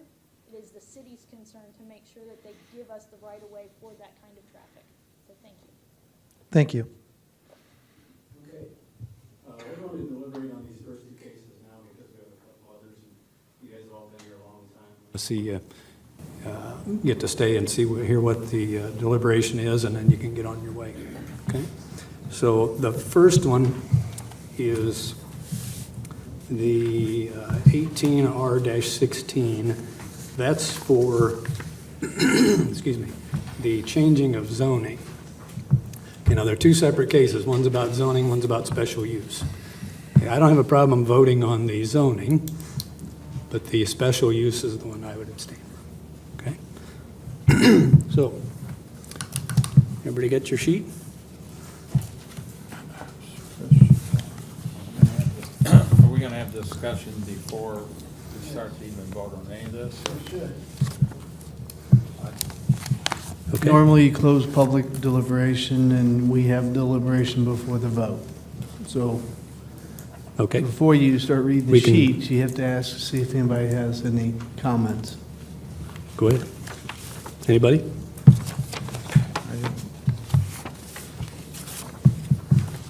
Okay, so we'll close the public portion. Including the board? Yes. Okay, go ahead. I would personally like to see a vote on the rezone, to the manner in which they opposed the second case, either to or not. My own feeling is that this doesn't belong on this site. I think parking capacity and overflow wasn't addressed well. Parking on grass areas is a concern for me. We require parking areas to be paved. And I can see the overflow ending up on Crestwood, K, and possibly Clover, because it's an easy walk across the street to all three of those locations. And if I were parking on grass, I'd be on one of these people's side streets, because it's an easier in, it's an easier out, and I'm not thinking about the convenience. I'm going to a party. I do see a tremendous conflict of use between the bike lane and the traffic in and out. And even though there may be 10 crossings now, that's not justification for yet another one, or another one, or another one. The banquet and event use, the music, the outdoor patio, these are all a little bit new, and I feel it's problematic in this neighborhood. I've lived near bars that had indoor entertainment, and I could still hear them 3 blocks away. There was a statement about the uncertainty of future use. At this location, I think this business is a problem if it's successful or if it's unsuccessful. It's an issue for the neighborhood. I think the R2 zoning is appropriate for it, and I would not support a change. That's all I've got to say.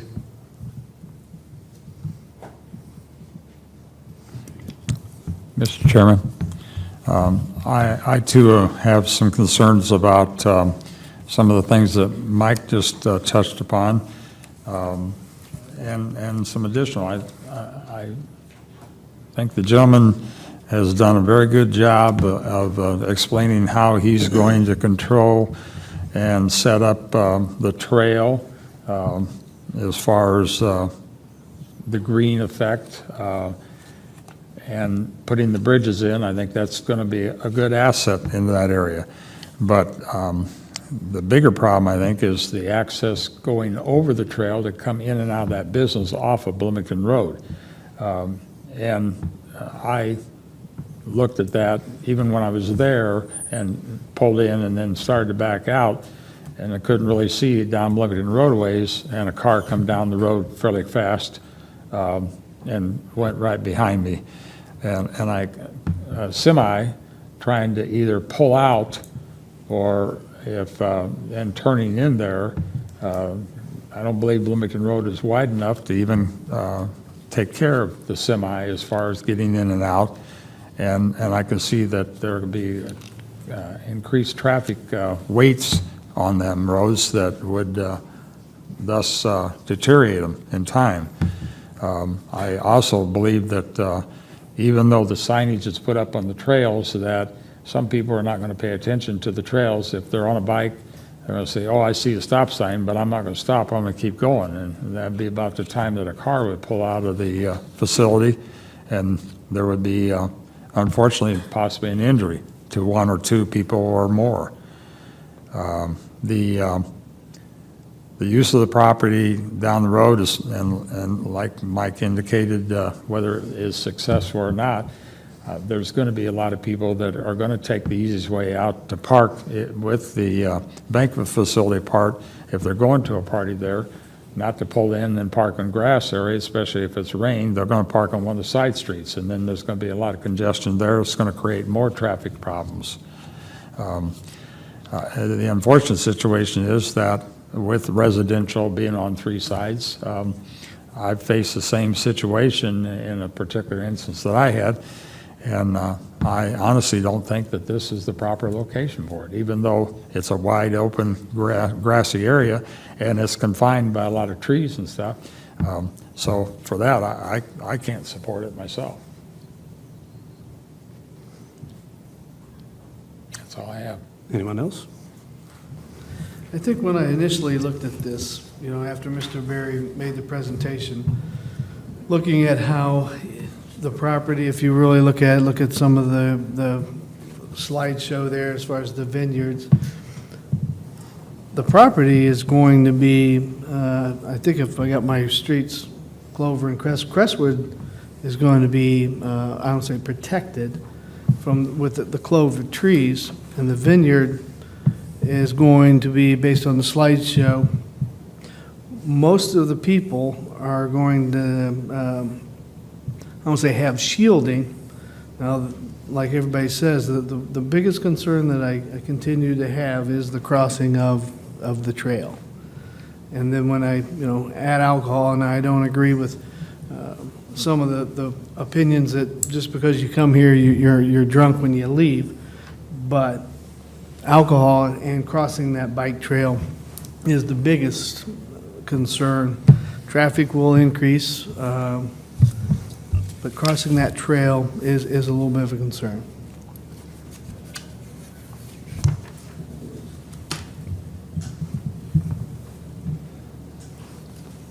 Okay, is that all you had, Mark? Okay, it kind of sounds like the bigger issue is the special use more so than the zoning. And are two separate issues. No, isn't that without the conservation, the special use dies? So we can do the zoning and then. Yes, that's correct. Right, And then so- the special use. And then you have the opportunity to vote no on any of those. Well, the conservation change, to me, it makes sense that you leave the if you're not going to give the zoning change, then the special use dies. And so, I would not say, let's vote in for whatever reason, if you agree that the property should be conservation, make it conservation, and then kill the special use. To me, that does not make sense. So if you don't want a conservation, which opens it up to agricultural and other uses, then you leave it as it is, and that kills the special use. So the question is the timing of this. So the rezoning is the first piece. If that Yes. dies, then the special use is a moot point. Yeah. On the other side of the coin, you could rezone a property and not allow the special use. The rezoning is essentially a downzoning for all intents and purposes. It requires larger lot sizes. The winery is a kind of an unusual piece in there. There is a horticulture piece. I know that was mentioned quite a bit this evening, that you could have grape growing and not this operation on a conservation zone property. But there are kind of two separate pieces here. And if the rezoning is not considered to be appropriate either, then go further anyway. Well, I agree. I don't think we should, if we're not going to special use it, the present owner, if they wanted conservation, they should actually ask for it because they're not going to use it if you're not going to special use it. So there's no sense in changing the zoning on the property when the owner's going to end up with it. Yeah, They're not going to You don't have have to it. change the zoning, you can So- vote no. I'm just saying, I'm beating my pace, I'm just trying to say that there's no sense in rezoning it. I mean, I think it's unfair to the owner to rezone it if. Because it's a downsizing in its zoning. That's right. Yeah. Yeah, and I don't think we should Can be rezone. harder to go back the other way later, or, If the special use is not preferred, then it's probably better to leave the zoning as is. right. Yeah, leave the zoning, that's what I'm saying, because Because if Mr. Berry and. we're not going, because the owner's going to want it the way it is, because somebody, he gets to choose what he wants after that, what he wants to do. So there's no sense in, that's what I'm Okay, saying. so we can read the findings on the zoning, take a vote, First. and see where we end up. Agreed? You agree? Just one further question as far as, and it's more for the petitioner, and it was asked by somebody here in the public, that would you use the property, okay, I was gonna say, would you use the property for the vineyard if you don't get the rest of it? So, okay, and he's answering no, so, okay, go ahead. Okay. The first case, case 18-R-16, this is on the zoning. The questions are, will the proposed rezoning conform with existing uses of property in the surrounding area? No. Will the proposed rezoning conform with the existing zoning of property in the surrounding area? No. Is the property suitable to the uses permitted under the proposed zoning classifications? Yes. Yes, it is. Yes. Does the lot or lots, okay, Yes. let's go ahead and finish reading it so everybody else knows what we're talking about. Possess one of the following 200 feet of frontage, 25,000 square feet of area, or adjoin with the same zoning classification? Yes. Yes. That's one. And the last one, will the proposed rezoning be injurious to the surrounding property or improvements? Yes. Yes. Yes. Okay.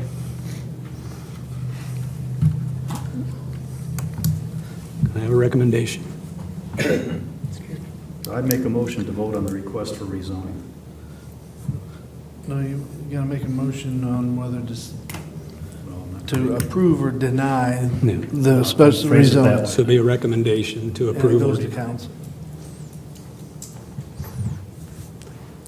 I didn't hear the motion, did you? No, Mike, are you, Yeah, we're talking about the wording of it right now, because it says a motion to approve the request for rezoning. I would make a motion to approve or disapprove the request for rezoning. well, no, Okay, no, down we- below, you either make a motion to approve, or down below, you make a motion to deny. So Yeah. you need. Oh, I see, I'm sorry. Yep. Yes. I would make a motion to deny the request for rezoning. Okay, now we can That's take a vote. better. I was just reading it there. Tell what you're saying. Go ahead, Ty. Who's second? Who made a second? Was it Mark? Who's second? Did we have a second? I'll second it. Did you second it, Mark? No, I didn't, had not. No, I was Okay, trying- I'll second it. We have a second from Weber. You seconded it? Already taken care of. Okay. Yeah, it's over. Ready Okay, for a Ty. roll call vote? Yes, sir. Jim Weber? No. But it's Oh, wait a minute, yes. now you're voting to deny. You just- Oh, I'm sorry. Voting to deny, yes. Okay. All confused. Dino Ori? Yes. Ed Zosky? Yes. Mike Kelly? Yes. Mike McCarthy? Yes. Mark Hill? Yes. Okay. All voting to deny.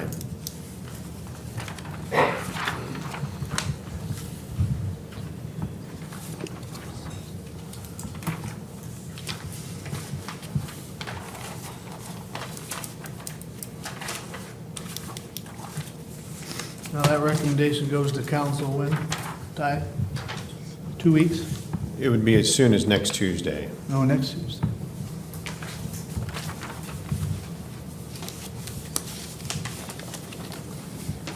So you folks would be recommended to show up there at the city council meeting because this one, our recommendation may or may not be taken.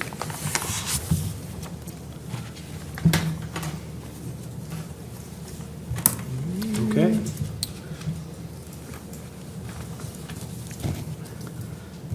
So 17 is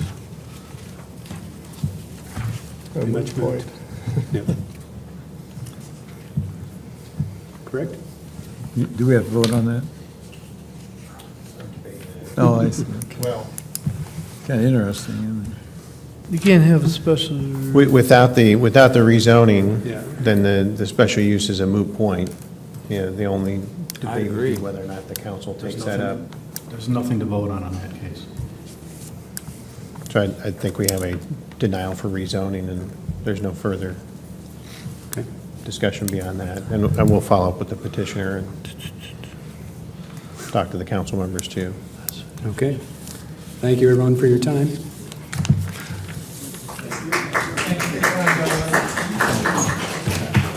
Thank you. I'd like to thank you all for taking the time out of your busy schedule to listen to the neighborhood and how we feel. Nope. No, thank you for coming in. Thank you. Thank you all for coming in. Yep.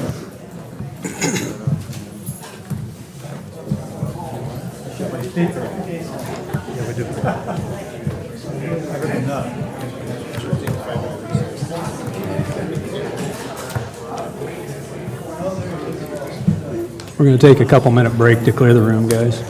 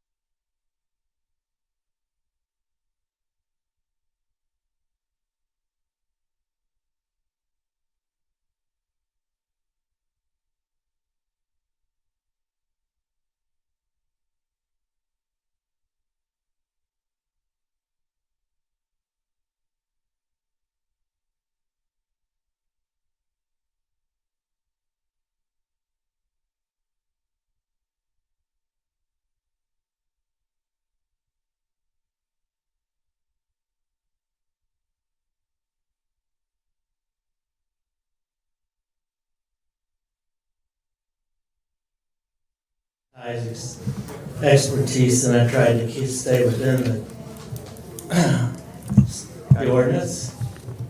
And so that's how we describe what we intend to do.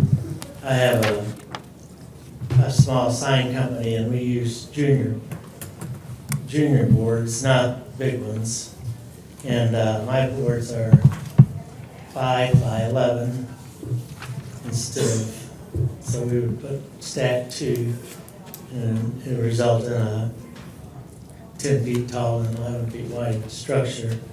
And the owner's here, Dave Roth. He's allowed me to rent a piece on the eastern side of his property. It's B3 area mostly. There's one house, but it's mostly B3. It's 2,100 feet from, and there's off-premises sign. And I just put my picture of me for everybody to see every day, like JJ and my son, two sons, and Joe Bennett.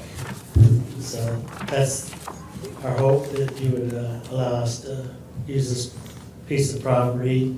The sign will probably be moved just a little bit to the east of what we put on the diagram, because I didn't talk to him before Sam drew this up, but he would prefer a little bit further away from the front of his building, so I'm happy to do that. He's, his construction company's been there for 30 years.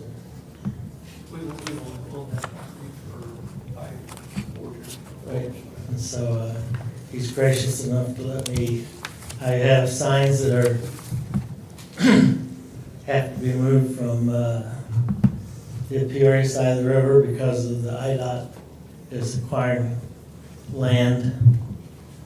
So the signs are going to be stockpiled until we see what this board wants to do. Are there any questions? Okay, Mark? Actually, no, I'm very familiar with the property, and now I'm gonna have to look at Mr. Williams when I go for ice cream, but no questions. No questions here. Mr. Kelly? Mr. Williams, what do you plan on doing for like landscaping around the bottom of the Oh, base of the? yeah, we're gonna work with the city, and I've already talked to Ty about it, but we're gonna accommodate whatever the city wants in terms of landscaping. But, you know, I do landscaping from my office. I got flowers and a colorful display of flowers, so I'm a proponent of making things look good. We've asked for some of those glass globes to be put out front too, like he has in front of his office. And is this going to be a Just light kidding. sign? No electricity, just dark at night. Okay, just dark night. Yeah. Okay, because I couldn't tell with the pole, 'Cause it looked like there was maybe a conduit Yeah, line running up a that's- picture just. That's, the drawing doesn't represent what we're gonna do. We're just gonna put up boards we're taking down next week over in Peoria and bringing them over here.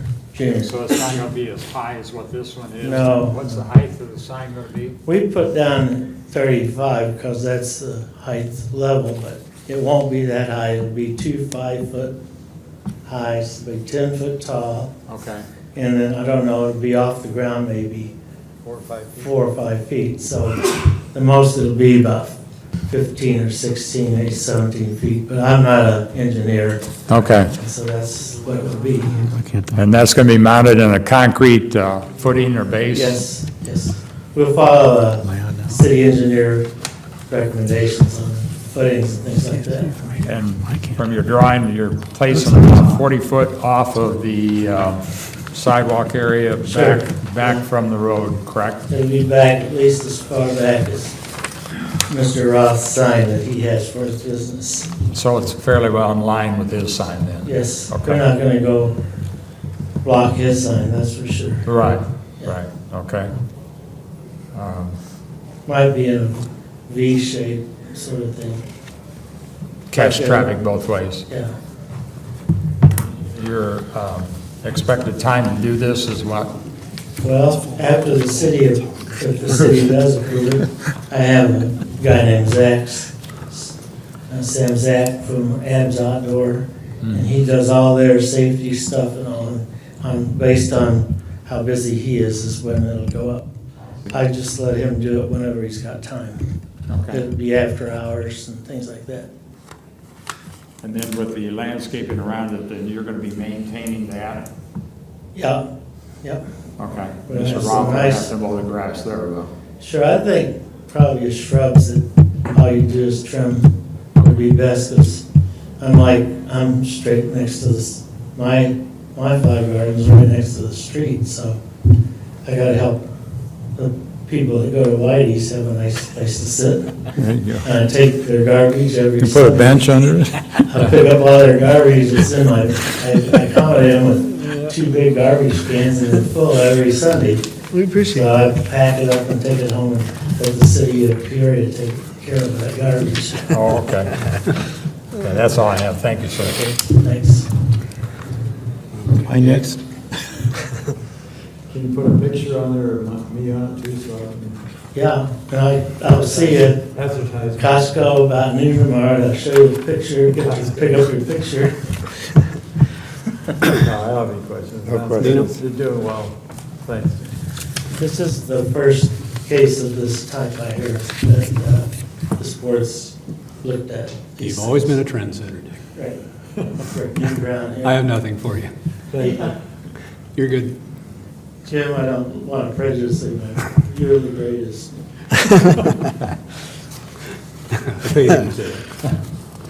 And wasn't very much either. Okay, let's go ahead and do the next one now. That is, You're going to close the public? oh, I'm sorry, yeah, let's close the, I guess I'm getting ahead of myself. Anybody else here to speak for or against? Okay, let's close the public portion, and let's get on to 18-SU-19, which is petition of, I am not going to get that right at all. Easier, you can Can you help me out with that? Yeah, exactly what he said. For special use to allow for the outdoor display and sale of vehicles at 298 South Main Street, PIN number 010132406021. I'm sorry for struggling with your name there, but if you could just give us name and address again, please. My name is Olakunle Afolabi, and my address is 1108 Miller Street, Washington, Illinois. Okay, and could you raise your right hand? Do you solemnly swear to tell the truth, the whole truth, and nothing but the truth, so? Yes, sir. Thank you, sir. Go ahead, tell us what you want to do there. So the business is going to be a used car auto dealership, and it's going to be housing about 8 cars maximum for now. The hours of operation will be 3 to 7 Monday through Friday, and from 10 to 7 Saturday, and Sunday it will be closed. I show here all the drawings where the employee parking will be. The car number 1 through number 8 will be the customer parking 1 and 2, and the building size. For the office, the customer sitting area and the restroom, it's 486.25 square feet, and the rest of those items will be 920 square feet.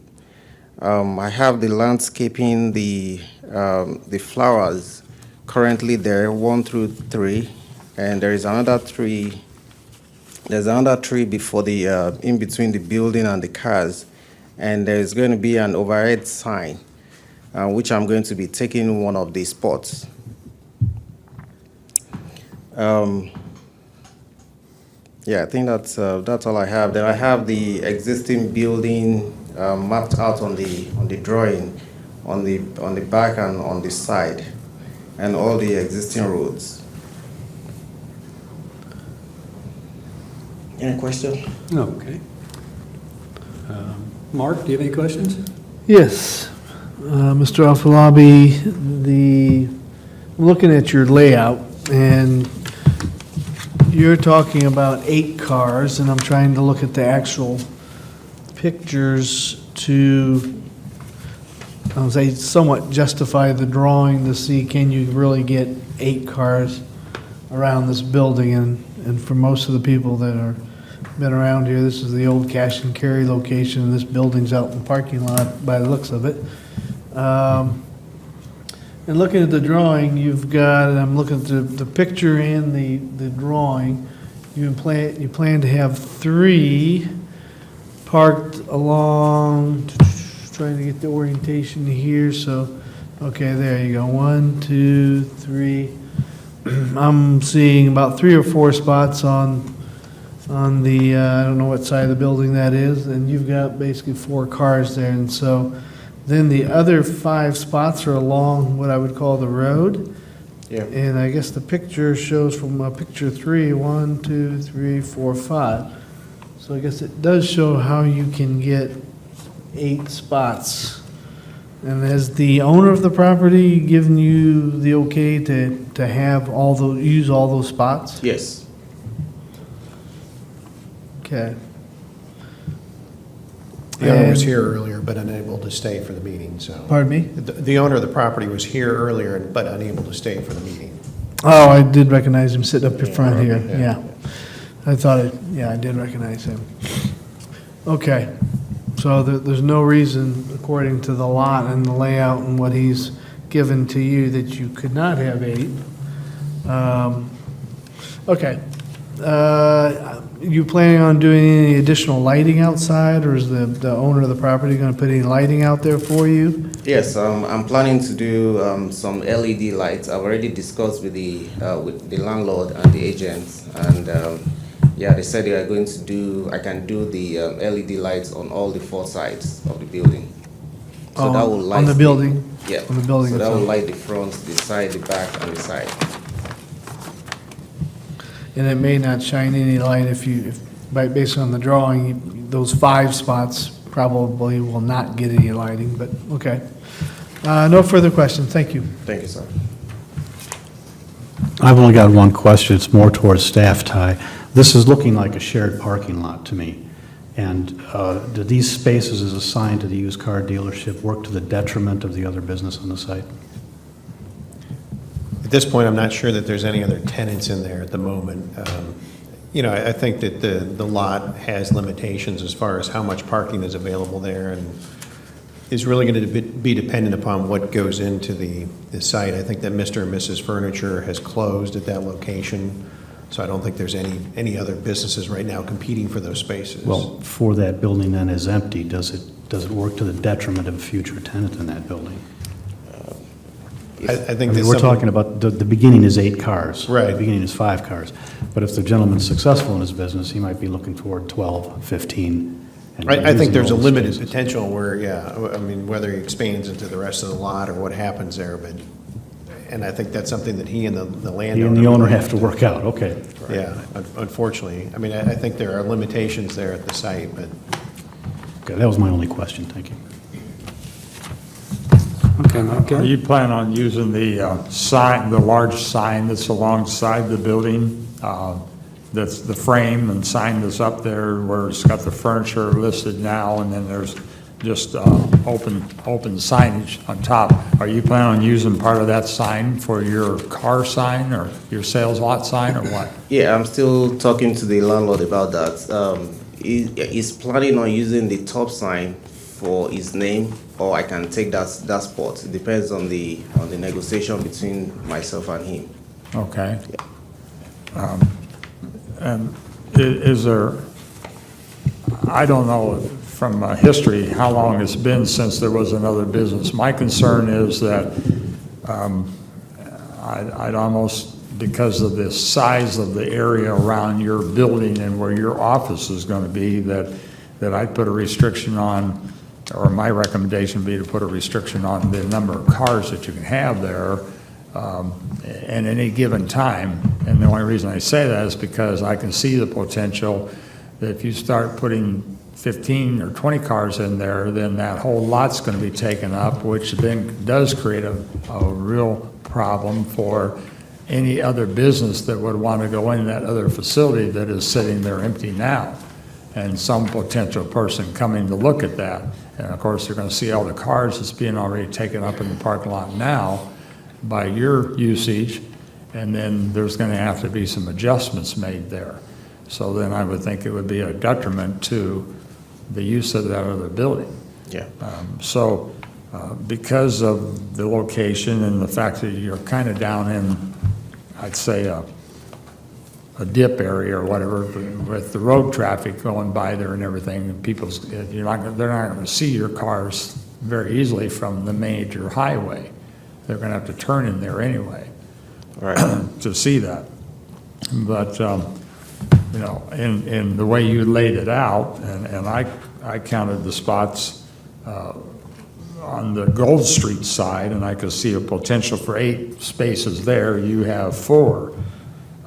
And then the spaces across the front of your building, the handicap being on the end there, But then I noticed, as far as handicap accessibility, are you going to put a ramp or something up into the entrance of your office, which I'm assuming you're using because you've laid it out and shown the bathroom and everything, you're going to have an office. But if somebody, say in a wheelchair, they're not going to be able to get up into your front door because you have a step up off of the pavement.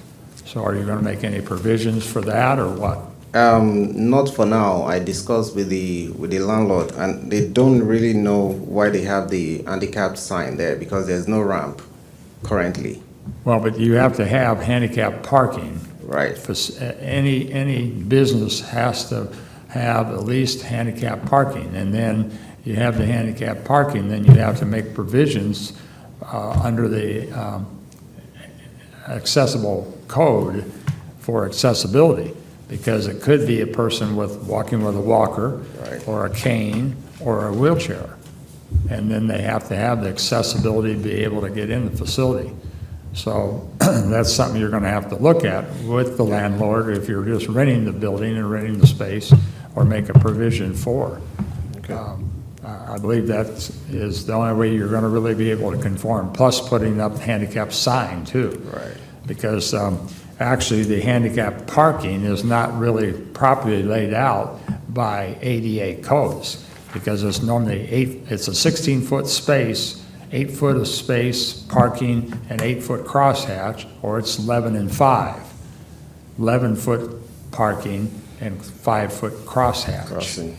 And that, as it is now, is not currently laid out properly for handicapped parking space, which that's going to have to be relayed out, and the sign's going to have to be put up, along with the appropriate fine code that is contingent with the city of East Peoria, too.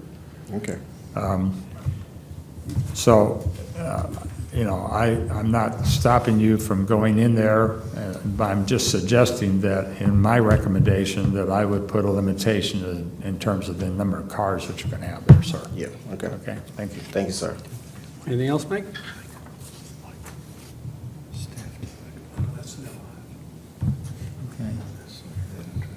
Ed, anything else? No, no, they covered it. Dino? I'm good. My only question, I see one employee parking space. Is this something you plan on doing by yourself? Yes. Permanently? Yes. Well, for now, I have a full-time job, but that's why I have the hours of operation from 3 to 7 for now. Okay. Do you currently have an Illinois dealer's license? No. Have you checked on the requirements? Yeah. Okay. I have all the applications ready to go, but I have to have the approval on these before I put in the application. Okay, I have no other questions. So we'll close the, anybody else? We'll close the public portion. And we will deliberate on, excuse me, the sign for Mr. Williams. Everybody got that one, Andy? Okay. Will the establishment, maintenance, and operation of the proposed special use permit be detrimental to or endanger the public health, safety, morals, comfort, or general welfare? No. This is for the sign now. No. Will the proposed special use permit be injurious to the use or enjoyment of other property in the immediate vicinity for uses permitted in the district? No. No. Will the proposed special use permit diminish or impair property values within the surrounding neighborhood? No. Will the establishment of the proposed special use permit impede the orderly development or improvement of surrounding property for areas permitted in the subject zoning district? No. No. Or have adequate utilities, access roads, drainage, or other necessary facilities to be or have been provided? Yes. Yes. Or have adequate measures to be or have been taken to provide ingress and egress from the site, minimizing traffic congestion and hazards on public streets? Yes. And will the proposed special use permit conform to all other applicable regulations of the zoning district? Yes. Yes. Mr. Chairman, based on the findings of fact, I recommend recommend the council the approval of this special use with only conditions are that it's, 10 by 15 in size and that approved landscaping plan by the city is done before the project's complete. I'd like to add one more condition to that, that the final location of the sign be located on a plan. He mentioned moving it further to the east.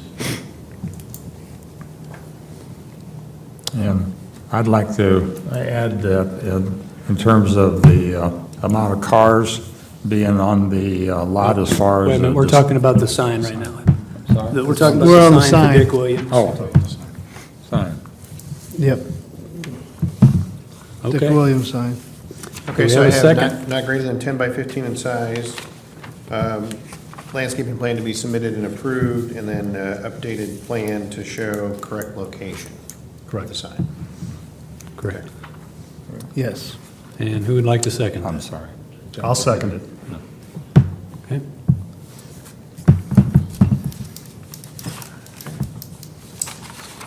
Ready for roll call? Yes. Jim Weber, Yes. Dino Ori, Yes. Ed Zosky, Yes. Mike Kelly, Yes. Mike McCarthy, Yes. Mark Hill. Yes. All voting in favor.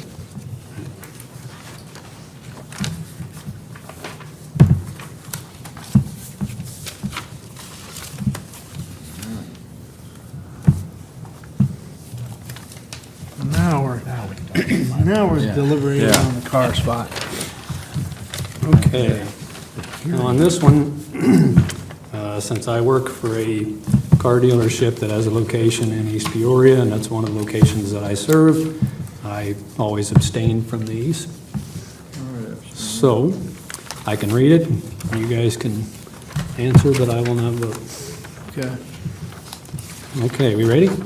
Well, we gotta have any deliberation before. Oh, I'm sorry. We Is the one thing that. we need to I guess, close the, One point of deliberation that I think Mike was going to, and I'd like just to hear, is that what is the limit that you're thinking? Because the drawing and his request clearly shows that it would support 8. City's recommendation is 5, but Well, what I would recommend is no more than 6. And the reason I say that is because you got 3, the way the drawing indicates, the employee parking, and then there are 3 cars for sale on the side of the building. You've got customer parking in front along with the handicap, and there's really no more area that can be gained there as far as parking, other than if they move it out 1 car farther west, I guess, but then the other lot. So if you got 3, you could do 3 cars and still allow some additional parking or not take up all the spaces for that other building if in fact it does become for sale, so, or being used, whatever the case may be. So I would recommend no more than 6 cars for sale at any given time on the lot. and I would disagree just slightly there. If you look at the drawing and it's already striped, there's plenty, you can count them, there's plenty for 8. Even using his drawing, how he gets around that building, if you look at the actual striping already there, there's enough to adequately do the 8. And then, as far as leaving parking for the rest of the business, to me, that's the business of the landlord. He's given him these 8. I don't know why he should not have 8, but that's just my opinion. Based on the actual drawing and the actual striping of that's currently in place, I think they can still do the handicap appropriately versus what they've currently have and still get it to match what he's got in his scale drawing. I mean, if you look at the actual striping, it supports 8 today. Well, you got the 3 areas in front, 2 of which are on the corner and facing the front of the building, so you got 2 spots there. The 3rd spot would be your handicap spot. All right, so you got 2 for customer parking and your handicap as the picture shows. And then on the side of the building, there is only The one in the corner, you got 1, 2, 3, 4 coming back, which is what it shows as far as the, here for 3 cars and 1 employee parking. All right, so you've taken up 7 spots, one of them being the handicap, which is a double wide spot there.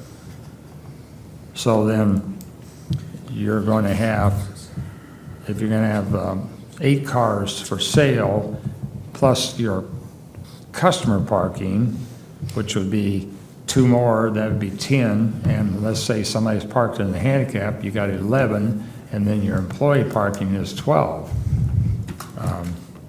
Well, So- if you look at the drawing 3 shows 6 spots sitting, staring right at us. 1, 2, 3, 4, 1, 5. Yeah, but if you count those 6, And then count you- the car and count the other 2.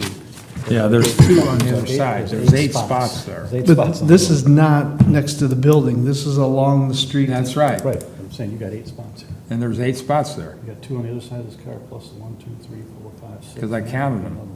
So you got 8 spots there.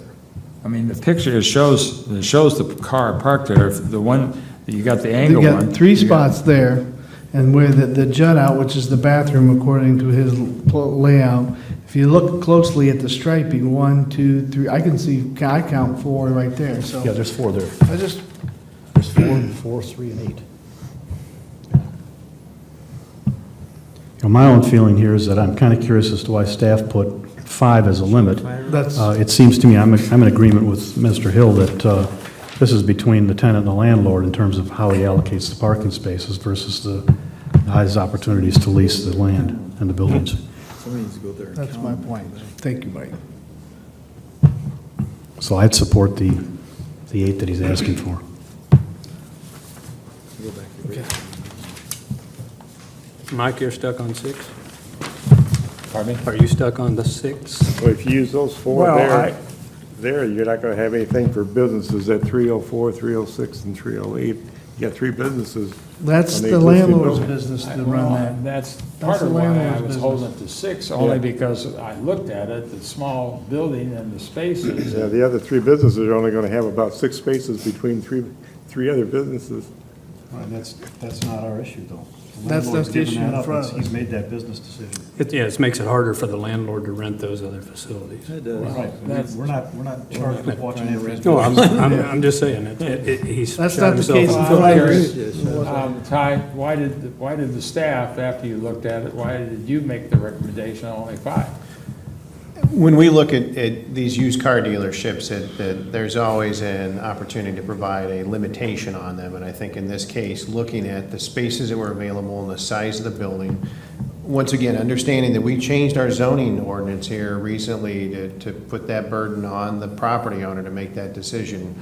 I think in these cases, when you have a special use, there is the ability for the board and the staff to say, we think something different, or that we want you to be concerned about your overall parking assignment. But I think you bring up a good point. At the end of the day, this is between the property owner and the tenant, and if the property owner is going to sell himself short on available parking, that's really his call to make. Yeah. Maybe he has no intentions of additional renters that are going to take a lot of spaces. So if 8's requested, then but I think in this case, it was more of a judgment call on staff looking at the overall development there, that maybe some limitation should be imposed less than. Well, recommendation of the 5 was the cars for sale. It did not take into consideration the customer parking or handicap parking or employee parking along with that. That's correct. That's only vehicles for sale. That's what we've limited in the past with these cases, has been the number of vehicles for sale at any given time on the lot. Okay. And that's where I'm saying, according to the drawing, he can still support 8. And that's where I guess I disagree with the city's recommendation that, again, from the standpoint of the, government constraint there, being put on a person's business, that, the landlord gives him 8, there's 8 there that he can use, that's the landlord's business, whether he, uses some of the other, but, so that's. Yeah, if the landlord were to determine later on that I could only give you 6, the special use permit is still in place for a maximum of 8, and he works that out with his tenants. That's right. Okay. All right. Okay. So I would remove my recommendation of the 5, Okay. or the 6, Okay, and go with the 8 that are indicated. are we ready? Yes. We're ready. Okay. Will the establishment, maintenance, and operation of the proposed special use permit be detrimental to or endanger the public health, safety, morals, comfort, or general welfare? No. No. Will the proposed special use permit be injurious to the use or enjoyment of other property in the immediate vicinity for use as permitted in the district? No. Will the proposed special use permit diminish or impair property values within the surrounding neighborhood? No. No. Will the establishment of the proposed special use permit impede the orderly development or improvement of surrounding property for uses permitted in the subject zoning district? No. Or have adequate utilities, access roads, drainage, or other necessary facilities to be or have been provided? Yes. Or have adequate measures to be or have been taken to provide ingress and egress from the site, minimizing traffic congestion and hazards on public streets? Yes. And last, will the proposed special use permit conform to all other applicable regulations of the zoning district? Yes. Yes. Okay. Someone like to make a motion? Mr. Chairman, based upon our deliberation, I would make a motion to approve the request for the special use permit. Along with that, the landscaping plan needs to be submitted and reviewed and approved by staff, and that he would have a maximum of 8 cars for sale at any given time. Is there a second? I'll second Okay. Mike McCarthy? it. Mike and Yes, sir. Jim Weber, Abstain? Peter Waring, Yes. Ed Zowski, Yep. Mike Kelly, Yes. Mike McCarthy, Yes. Mark Hill. Yes. I did that without my mic on. You're going to get in trouble.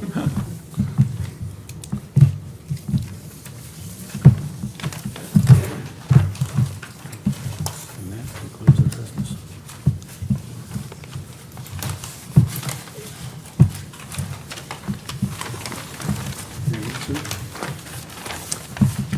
Okay, nope.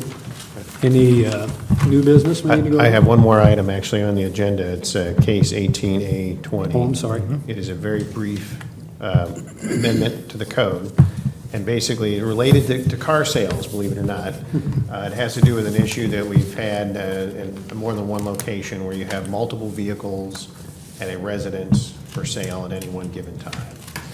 The code in a roundabout way says this can't happen. It goes through a licensing piece with on the car sales side. We have some zoning related issues, but it never really specifically calls out and says you can't do this. And so basically what the code change is here is it says you can only have one vehicle for sale at a time on any zoning lot. On any residential. On a residential lot. On a residential zone lot. Correct. Why one, not two? Right. You know, I had 6 cars around my house at one point in time, not that I was selling. They weren't all for sale though, were they? They were not for sale, but what if, you know, at any time, 2 of my kids' cars went up for sale? So why one, not 2? I think the concern is we've had a case where they've really pushed the limit on that one and have done multiple vehicles on one location in a very visible location. How And about that- one per acre? Mark still wouldn't qualify. Wouldn't qualify. So what do you do with, like, you know, I've driven by a house probably the last couple of weeks on a particular road that's close to where you live, that I've noticed there are at least 4 or 5 cars in that That would driveway. be one of the locations that we're talking about. And I This- think And this is I've- not staff-driven, just so you know.